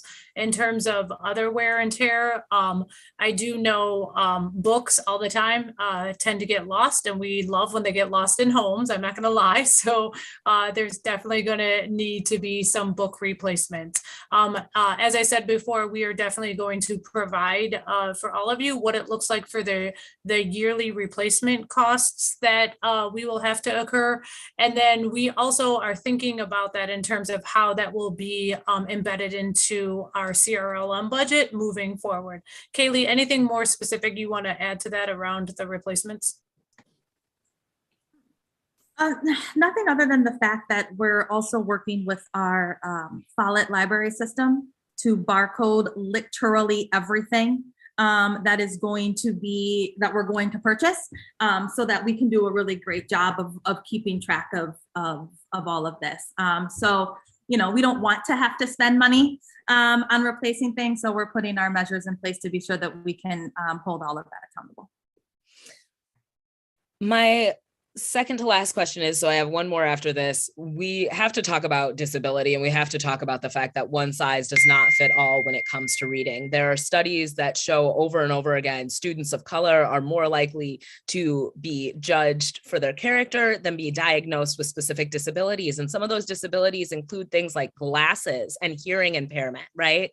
So if a kid is hearing impaired, I'm a person who identifies and is hearing impaired and wears glasses. Phonics can be particularly difficult if you have a hard time hearing. If you cannot see the page, you cannot read the page. So for our kids who need Braille, for our students who phonics is not gonna be their access point for learning how to read, what are we doing to modify these curriculums? How do these curriculums adjust for the diverse population of students we serve and for students with disabilities specifically? I'm going to let Mr. Harvey start with that question, and then the rest of us can chime in. And I'll also see if any of our school staff that are implementing EL want to add to that. But Mr. Harvey. Great question. As a part of the RFP, we embedded these asks in RFP as relates to the supplemental material. And so all proposals, those are embedded both for students with disabilities as well as all the other things that you mentioned. So on the front end, we asked for that on the front end. I'm going to see if Bobby Campbell also wants to chime in. She is the instructional coach at LVM and is implementing EL. So I am also hard of hearing and I can't see. So I hear you. I think one of the great things about EL, and I know that any curriculum is going to need supplementation of some sort, but universal design for learning is embedded in EL. And so they think about that on the forefront of the lessons. And so there's multiple opportunities for kids to access the content in multiple ways. So I think that's one plus for the curriculum. Again, I have not taught benchmark, so I cannot speak to that. I have not only taught EL, but I've also been the instructional coach. So I'm embedded in that dual role as teacher and instructional coach. So I've had the experience of teaching it. And I have to say that if we look at letters alignment to a curriculum, I think you'd see a wonderful connection between the two. Oftentimes we have standards that standards-based curriculum, but we are not always understanding maybe what the standard demands are. This curriculum lays it out. It is comprehensive. So therefore it does have UDL. It does have what do you do after the lesson if you have kids that are beyond the lesson, kids that are struggling. So it has a ton of materials, which can be an asset and a deficit because it's a thinking teacher's curriculum. You have to think and bring your own identity and the identity of your students in your room to that planning process. And I have to put in one thought that you guys can percolate on a little bit. I think what we've seen is a real struggle with EL. It was complex for kids. And it was a struggle for teachers to implement and get kids to access that and build their stamina and their identity, build on their literate identities. But I have to say, out of that hard work comes pride, comes expanding on their literate identities, especially our Black and Brown students, and seeing them do something that they never thought they could do is pretty exciting. And I have to say, again, I'm not wed to any curriculum because any curriculum is going to need supplementation. But what I see kids thriving. Yes, they're struggling, but it's productive struggle. And I'll leave it there. I think I'm going to ask Gabi to see if she wants to add anything to Ali's question. I do know that both materials have a technology platform, and I know that that is where a lot of the adaptability comes in. But Gabi, do you want to add anything to Ali's question? Yes, within the RFP, we were intentional in asking and looking at the resource primordially to ensure that core instructional resource will provide us with core instruction for entry points for all of our students, and that it would have multiple entry points for it. So we had a really clear lens and a strategy connected to phonics and word recognition, because we know that the only way in which you can read an alphabetic language is by engaging in the word recognition component, but that is not enough. To ensure and having a strategy connected to rigorous text and text-based questions that allow us to see and understand what is a student's depth of understanding related to or in connection to the rigor of the standards. And then we analyze the text within the resource. We also were really, really thoughtful in looking at and understanding that over 20% of students in the district are English language learners, and that we need to prepare, engage, and extend the learning using dialogical practices. So that was also a lens that we did look at the resources for it. So the scenarios that we have put forth for the board's kind consideration both meet those requirements, right? And they will need some supplementation because, as we said, absolutely nothing is perfect, but they allow us to engage and have entry points for core instruction for our student populations. So I think the challenging part of the way the question was just answered is that we're actually looking at two different options. And so I would imagine when we're talking about how we accommodate students, there would be some differences given the two distinct options in terms of how we can modify those options to work with English language learners, students with disabilities, students who are dyslexic, students who are hearing impaired, visually impaired. And I didn't really hear that in your answer. So I'm going to go back and do a little bit of research on my own to better understand those modifications between our two different options. But I really appreciate the expansiveness of your answers. I just don't think that it necessarily spoke to the two different options that we as a board are trying to navigate. And I wish that it did, because it would help me to determine which one is an option that I think accommodates our students to the greatest possible extent. The last question I have is about outcomes. And I hope you all saw this question coming because I asked it the last time we had this conversation. So what are the outcomes that these materials promote? Other districts who have embraced these materials, we often talk about embracing materials or making decisions because we want to change the opportunity gap that defines our district. So how are we going to go from being a district that produces some of the worst results when it comes to teaching students of color to read to a district that teaches every student how to read and gives all children access to an excellent education? And how do these materials help us to get to that outcome?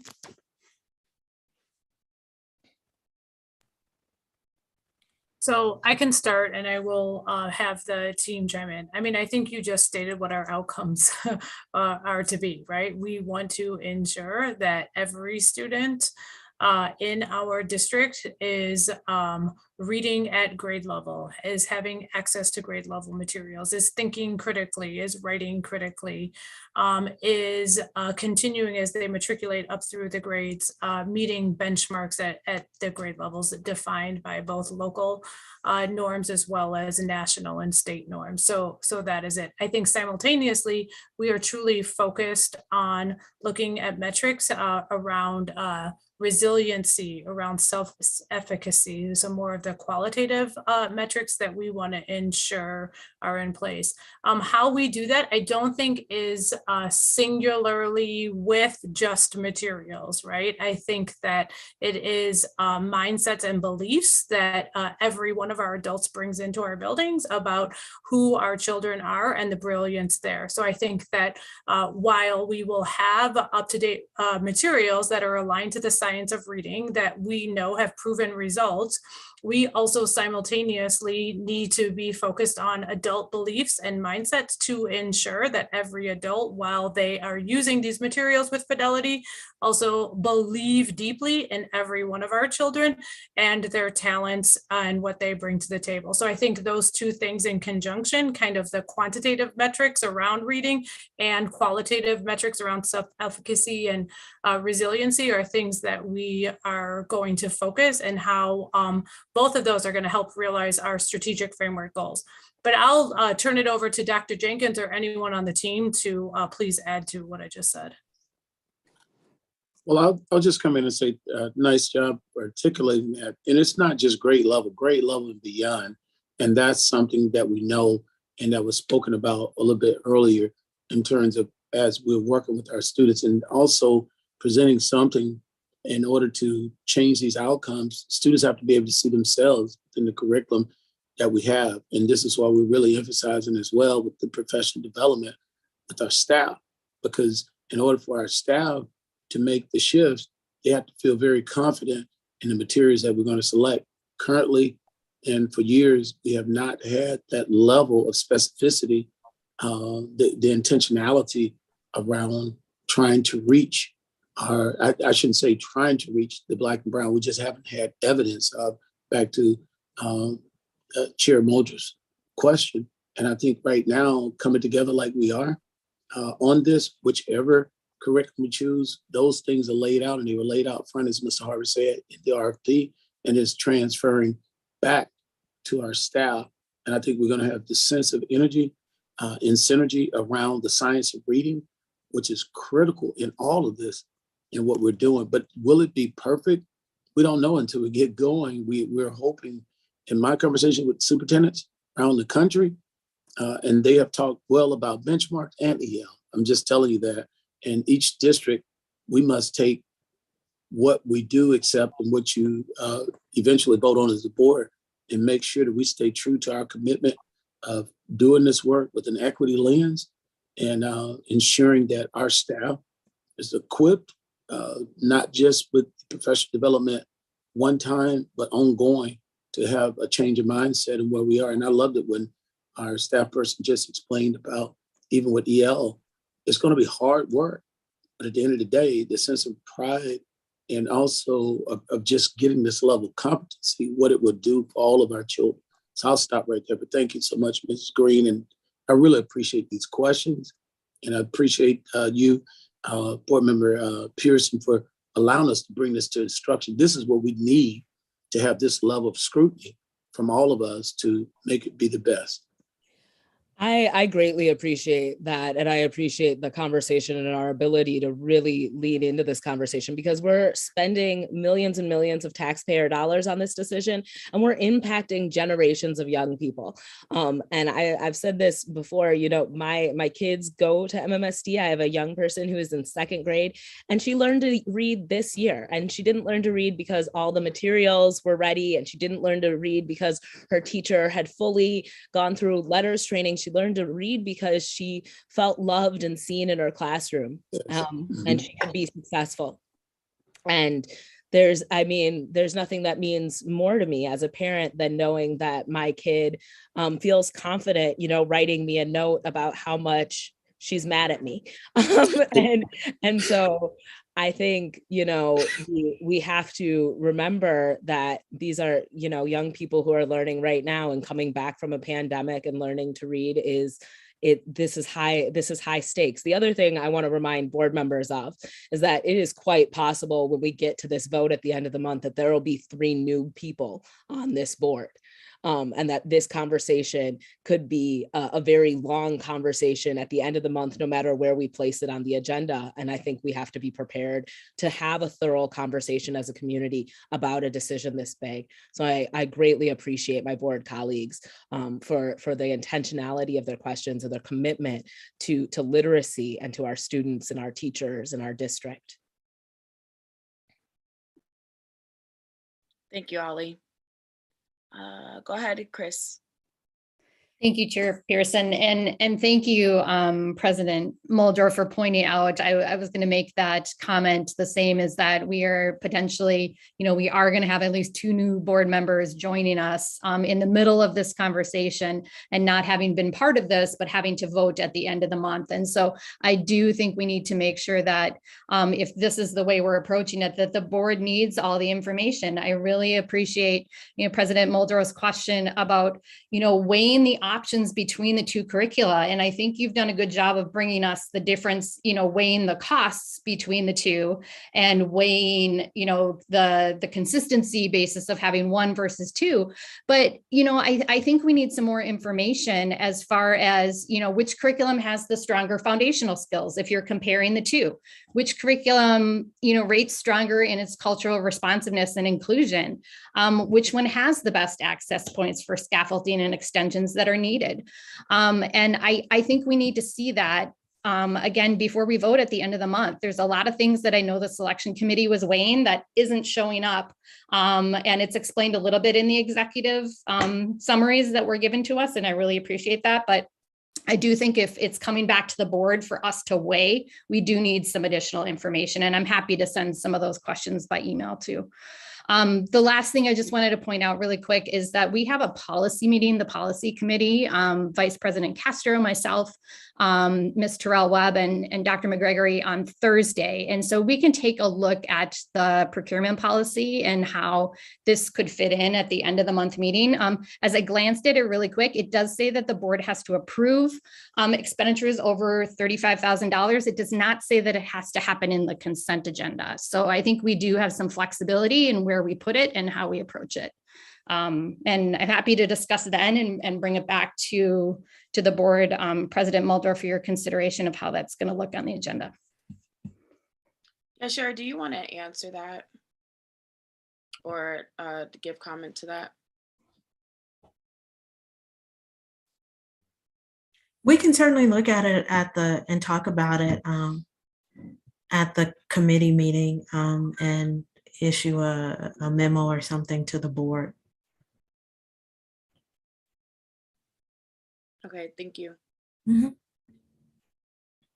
Chris, is there another question you have? Or no, just trying to figure out what would be helpful process-wise for us to figure out how this is coming back to the board. So just making that suggestion.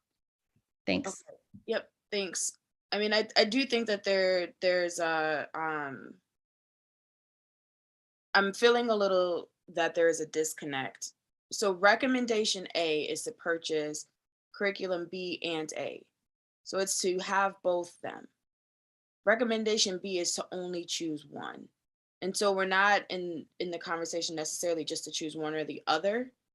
And so I just wanted just in case, you know, folks in the community are watching this and listening, one recommendation is to have both. One recommendation is to just only have one. So I just want to just make that clear because some of our conversation seems to allude to maybe doing one or the other. I think as far as process, I think Sherry has already mentioned what that might look like. So if you guys want to take a look at that on Thursday, and maybe Chris, if you want to have a conversation with Ollie about after that meeting on Thursday of like where it should be on the agenda and how it's going to be done. I think it's very important, as Ollie alluded to, that we have in this process new people coming on, and we have to, as a person who was new as of last year, I think it's important to have a process where it's clear for them that they feel that they can come on and start the job and be as strong as possible. So yeah, if you can follow up after this, and if you have some other questions that you may have that come out of this, then please, yes, send the email. Sabian?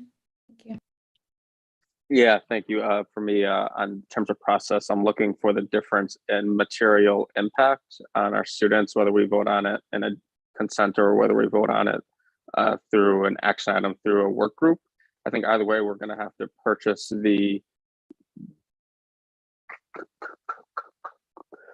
curricular materials. And so I'm just searching for that material difference, but we can continue to talk about it more. We've heard from staff members about how, having used one of the materials, how it provides flexibility for students who may be transitioning between schools and things like that. But sure, yeah, I'm ready to move on. Yeah, thank you, Sabian. I think it speaks to the fact that at the end of the day, what we're doing is the basis is our children and how we can best affect our kids. And I also agree with you, whether we have an action items or a consent agenda, like the process and getting there this is kind of more extensive than I think we needed to go. So anyways, let's, if no one else has any other questions, let's move on because we still have some portions that need to be done. Oh, sorry. I think Nama, are you on? I think you turned off your camera and came back on because you left my screen. Are you good? Okay, you're good? Okay. Yeah. So yeah, let's move on to the Department of Engagement and Diversity, Equity, and Inclusion. And I believe Ms. Stanford Taylor will be joining us in doing I am here. Presentation. Okay. Yes. Go Thank ahead. you so much. Thank you all for that very informative discussion that you just had. There were excellent questions, and I especially appreciate lifting up the human aspect of why we're doing what we're doing and who we're doing this for. We're doing this for our kids and for our next generation. So again, thanks for the opportunity just to give you an update on Department of Engagement, Diversity, Equity, and Inclusion. The last I spoke with you all was at your board retreat. And so I just want to backtrack for those who might not have been there and didn't hear comments that were made. So the previous department was named Equity and Engagement, and that housed the FICE team, the Family Youth Community Engagement Team. That has been renamed to Department of Engagement, Diversity, Equity, and Inclusion. And what we've done is to bring some other parts into this department. So joining us will be special education, advanced learning, and staff and student support. And that will be under the leadership of Associate Superintendent, Dr. Nancy Molfender. The engagement side of the department will have a position that will be parallel to Dr. Molfender's, and that is yet to be filled. This team will also include strategic partnerships, community partnerships, as well as the elementary and secondary engagement staff. So those folks who are out there in the schools, the parent liaisons, the multicultural services coordinators and others. This side will also manage our initiatives and our programs, such as Black Excellence grants that we've given out and will continue to give. And again, I just want to give kudos to the folks who laid the foundation for this work that we're building upon. So thank you to all those folks who were there previous to me. So if we'll go to the next slide, please. So our strategic framework goals are what guides us. And all of the work that we're doing is in alignment and working towards those three goals. And as I spoke at your retreat in February, I talked about coming in and not wanting to assume things, but to get the lay of the land. Of course, I had some beliefs, and one of my beliefs is that we're more impactful at the early ages, the early stages, when we're doing prevention versus intervention, but also recognizing that we have to do all of those things. So in regard to that, we did visits to schools.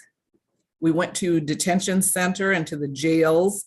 because we wanted to see the full spectrum of resources and services that were available to our students, all the way from, again, prevention to intervention. And from that, we were just collecting voices of all the stakeholders who were helping to co-create. You can move to the next slide, please.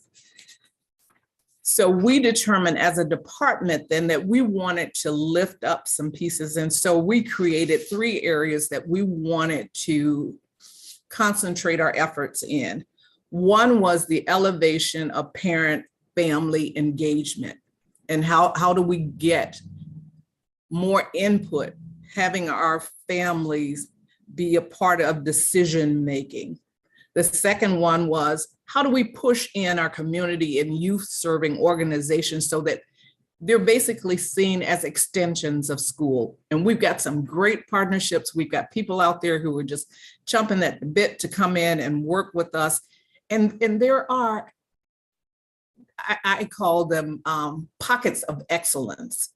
And there's excellent work being done in different segments, but it's in silos. And so we're looking at how we can bring some of these pieces together so that we're servicing more kids and more families. And then the third piece that we want to pay particular attention to is how do we enhance the resources that are in direct service to our schools. So we didn't want to build up a kingdom at central office. When we thought about positions and creation of positions and other supports, we wanted them directly in the schools supporting our students. So you see on this slide, we talk about student voice, community voice, and then staff voice. And those are some examples of some of the folks that we've been in conversation with. Also want to include that I've been in conversation with advocacy groups, met with the Madtown Mamas, been with the State Superintendent Human Relations Advisory Council. And so we've kind of vetted some ideas through all of these folks to just get a feel for what they believe are the challenges and needs in our schools. And that was one of the questions that we asked in every space that we were in with folks. What do you see as being a barrier to you being able to do impactful work that will lead to students being more successful?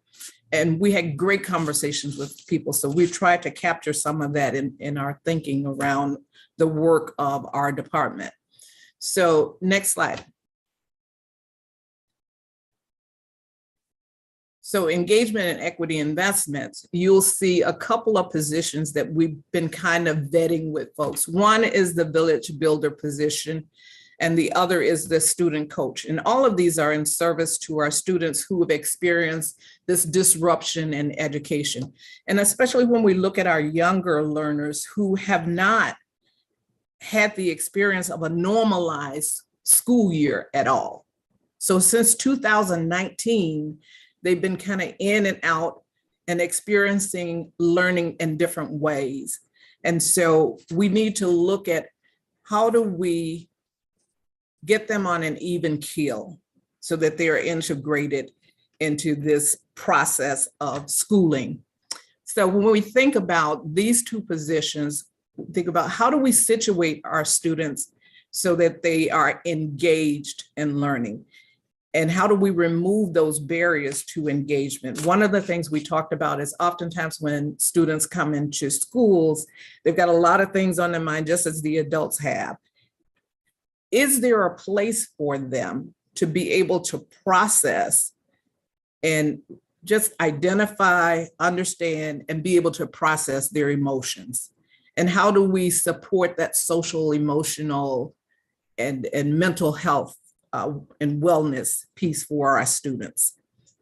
These positions could also be seen as supporting the academic and instructional goals, working with small groups or individuals, support to our families and our parents with engagement strategies, or just providing that soft landing kind of spot to them. The other piece that came out very clearly to us when we were doing our visits and having conversations, I was, after an absence from MMSD, greatly thrilled to see so many people of color working in our schools. The downside to that was that while we have a number of staff of color, they're in entry-level positions. So this kind of goes back to what Ali talked a little bit about earlier, is how do we retain these folks? We've got some committed staff. They're dedicated to our kids and families. They love the work that they do. But how are we showing them that we value them? How can we create a grow your own kind of model for them so that they can see that there's upward mobility for them? And so we've been having conversations with folks about, can we create a certification for certain positions? Or how do we go about, as Ali was saying, if you took this professional development, how does that count towards something? So we're still having those kinds of conversations. I think more than anything, we wanted to affirm some of the beliefs that we had around what we were hearing. And we did. We heard a theme that started to develop. And one was when we went to our principals meeting. If you'll go to the next slide, I believe that's the one that's talking about our comments from our principals in AP. So I made a similar kind of pitch to them and asked what they thought about certain things. And we just captured a couple of the comments because we put out a survey and asked them to respond to the survey. And you see that they're talking about acceleration of students academically, socially, emotionally, recruitment of families and students, and people who are community members. So again, how do we bring our community in? How do we get our families more involved? How can we be a provider of jobs for our families? And so, next slide. The key takeaways are, again, those things that we continue to hear: prioritizing belonging and social emotional needs of our kids, and re-engaging and engaging and building strong relationships, and having dedicated staff. When you walk into many of, well, when I walked into many of those buildings, I immediately got a first impression. I walked into one building that just felt so welcoming. There were people there who greeted our kids when they first got there, but not just greeted them, they knew individual things about. So there were comments made to those kids that made them feel like, yeah, this is the place to be. People see me, they know me, and I belong here.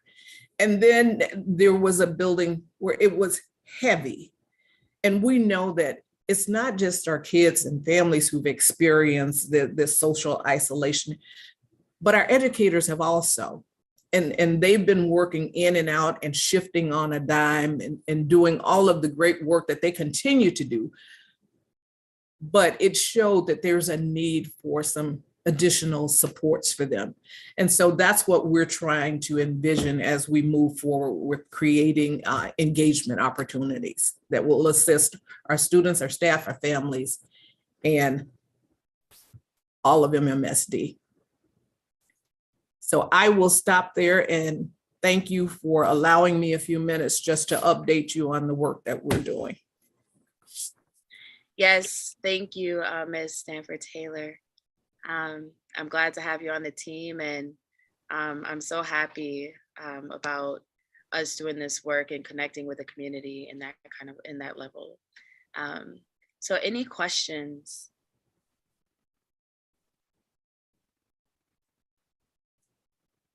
Wow, okay. That just speaks to the great job that you're doing. Or that people had enough discussion on the last issue, right? They didn't want to keep people any longer. I thank you so much, and we'll continue to update you as we move along. Oh, we got one question from President Ali. Let's see, I waited too long. No, I just want to thank you for this work. It's so incredibly thrilling to have this work come to the board and to continue to have your leadership shape this work that I think we as a board are so incredibly passionate about. And I think, you know, having a person of your caliber do this work inspires a lot of confidence in us and a lot of trust in our community. And so I think that it is, it's really good to hear where we're moving and the direction that we're moving in. And I guess my only question is, when can we look forward to the next update? I heard something about possibly June. All right. Well, we'll look just let me know when you need me. And thank you so much for your comments. That means a lot to me. That's the spirit. Just let you know when we need you. We need you all the time, every day. We're so glad you're here. And thank you. And I look forward to the update in June. Thank you. Ananda? Hi, Ananda. I'm gonna cry, I think, because this is the second to last meeting, and I'm like super honored to have you kind of bookmark this time for me to honor. As you know, we keep making the news. Conservatives attacking critical race theory. We are showing dissent on electoral slates. Your work and your title is under continued scrutiny, and I don't think that is going to go away. What supports you need from this board moving forward as you're laying the foundation of your work and launching your work? And what do you need from the community? So I think right now we're speaking to the choir, right? This group understands critical race theory, and Ananda, you and I have gone through it at the state level where everything was under a microscope and everyone was critical of terms and phrases that were used. So I think having a supportive board allows me to move without having to sidestep to explain those kinds of things, because you all understand that. So I haven't reached that point yet where I've had any pushback, but I certainly will be in touch if that does happen so that you can advise me around the direction that you think we should be moving.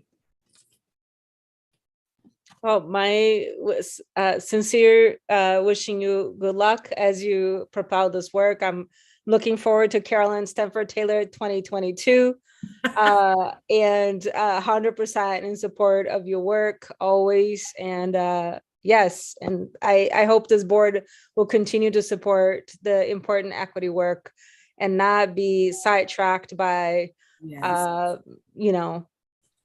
political the politics, right? It's the politics of it. Yeah.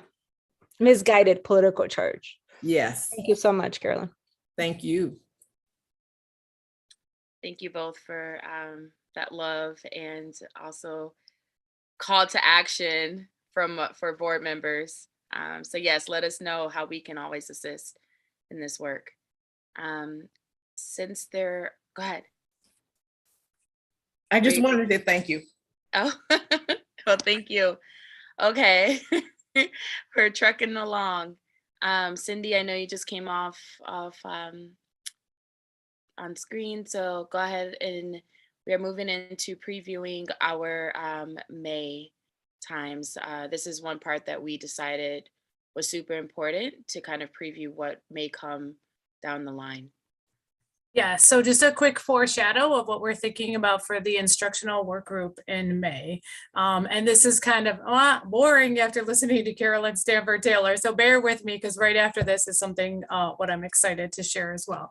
But we are in the process of rethinking what we currently call our at-risk plan, which is kind of a state required plan that many of us do not appreciate that language and also want to think about a better way to make that part of just the way we do school as embedded into our academic plan and not this thing on the side. So We're going to come to you with a little bit of an update on that in May. We'll share with share with you some of the data we have to date and how we're thinking about making shifts to that moving forward and getting your input. I know many board members have lifted up wanting to kind of provide some input before you have to approve that plan every year. So that will be May. And then we're excited that we'll bring back where we are to date on our academic plan.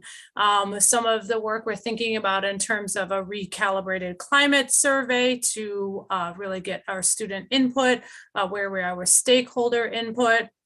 And within that, you'll also get an update on where we are with our arts plan, specifically the Summer Arts Academy. We started to provide those in weekly updates, but we'll also leave space for that in May. So those are just a few things that we will be sharing in May. Barb, can you go to the next slide? And so I thought we could end with some highlights and some celebrations. A couple times in the last few board meetings, people have asked about internships and where we are with internships. And I don't think that we do enough to share some of the amazing internship opportunities we have. So I have two to celebrate today. One is JP Hair Design Barber Prep Internship that we just started this second semester with JP, who is a barber and a teaching barber on the west side of Chicago. It is an area of interest that many of our students highlight every year in our senior survey, and an area that isn't recognized from the state level and K-12 curriculum yet. We're hoping we get there, but we do know that we want to provide these opportunities for students where they're earning credit and they're doing a hands-on experience. So we have a few students that took advantage of this second semester, and you can see it in action here of our students really learning components of barbering. A few of our students first took Harry's barbershop class, which was part of our big ideas over at East High School, and then second semester kind of added here. So I wanted to highlight that. We're excited about continuing this in the future. We're working with JP right now to think about what this might look like next year, pending working through a few barriers, but a couple highlights of our students. If you could go to the next slide, please. Cindy, quick correction. Yes. JP is in Madison, but did I say Chicago? Yes, but that's all right. That's all right. That's all right. I see that you're like wearing, another state shirt, and you're where like am I?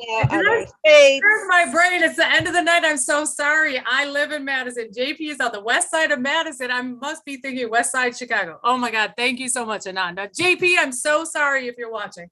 Yes. Okay. And so then another really exciting opportunity that we just started this second semester, and we're hoping to expand this to other schools as well, is our student tech team internship. So if you know anything about tech ninjas, those are the individuals that do a lot of troubleshooting on the technical side of laptops and Chromebooks. So if a student is having an issue with their Chromebook, if a staff person is having an issue with their laptop, they bring these devices to our amazing young people who have an interest in the IT field, that have really learned more about the infrastructure of technology, and they are the ones troubleshooting for the staff and the students at Memorial High School. They are getting credit for it. We are also having them partner with a variety of community-based organizations and partnerships in order to kind of expand not only their learning and their knowledge, but also their experiences. So we've been talking with MADAM, who is a community-based organization that really focuses on students of color, specifically females in the STEM and STEM-related fields. They're doing a partnership with UW Health right now, and you can read a few other things as well. Barb, can you just go to the next slide for me real quick? Here are some of our amazing young people that are taking advantage of this internship, again, where they're building their knowledge and skills as well as earning credit. And I just threw in here a couple of the quotes specifically from our students and one of our teachers that are doing this work this semester. Again, we are hoping to learn from Memorial, and so we can scale this to our other high schools for next year, but we're definitely using Memorial as kind of our test space to figure things out and help us learn the best way to scale.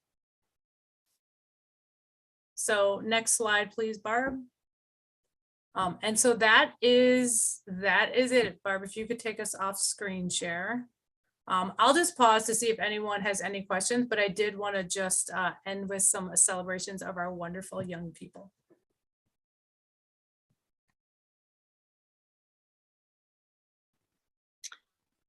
Is there any questions? Go ahead, Chris. I just wanted to give some feedback that I really appreciated the preview of next month, and I like that. So, yay, thank you. Yeah, absolutely. It was something that Cindy and I talked extensively about possibly doing, and it was a great idea that she had. Go ahead, Chris. Thanks. And thanks for doing the highlight at the end of these internships. They sound like amazing opportunities for students. And I love to hear about the different pieces that are going on in different schools. So I really appreciate hearing that. Thank you also for bringing the at-risk plan to us in advance of it being required by the state. I think that's really important that we take a different look at this and how to redefine it, not just in terms of PI 25 is what we're required to do, but more in terms of how we want to define it and more expansive. So I really appreciate you bringing that back. I'd also like to mention that as we're building an academic plan, trying to figure out how PI 25 fits in the academic career planning that's required by the state too. I've heard that DPI is doing a lot of support for school districts around this and how to integrate it. So whatever we can do to include that in our academic plan, I would love to have that be part of the conversation. And then how Pathways fits in with all of that too. So to wrapping it back to those internships that students are doing and the academic and career planning that we're required to do with our secondary students. So thank you for all of that. And I look forward to continuing the discussion. Yes, thank you, Chris. With that, Dr. Jenkins, is there some words that you would like to give? I know you were like sending the hearts and clapping and sending the joy for our students, but I wanted to give you that chance.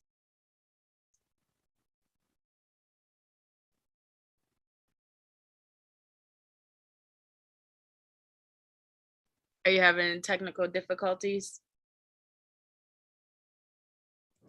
I'm sorry, I missed your question. I didn't hear anything. Can you hear me? Oh yeah, I just wanted to give you the opportunity to say something if you want to around the internships and the joy that we had at the end, because I saw your hearts and everything. Yeah, I mean, that was just the ending of the meeting about our students. And I wanted to thank Cindy and yourself, because you've been talking about this since day one in curriculum, how we want to bring some of these things out. But I just wanted to tell you your intentionality, you and Ms. Green on this is just beautiful to see our students with the tech, what we're getting ready to do within the community, connecting the community to the schools, and just seeing our students at Memorial do what they were doing, seeing the students at the barber, in the barbershop. And I talked to a community person, Brian Britt, too, who is also interested in getting involved with that. It was just really a nice way to end our meeting talking about students and the fabulous work our staff that they're doing with our students. That's all. Yes, thank you. Okay, thank you. Well, I will, I think that is all that is on the agenda for today. So I would totally take a motion to adjourn. So moved. A second.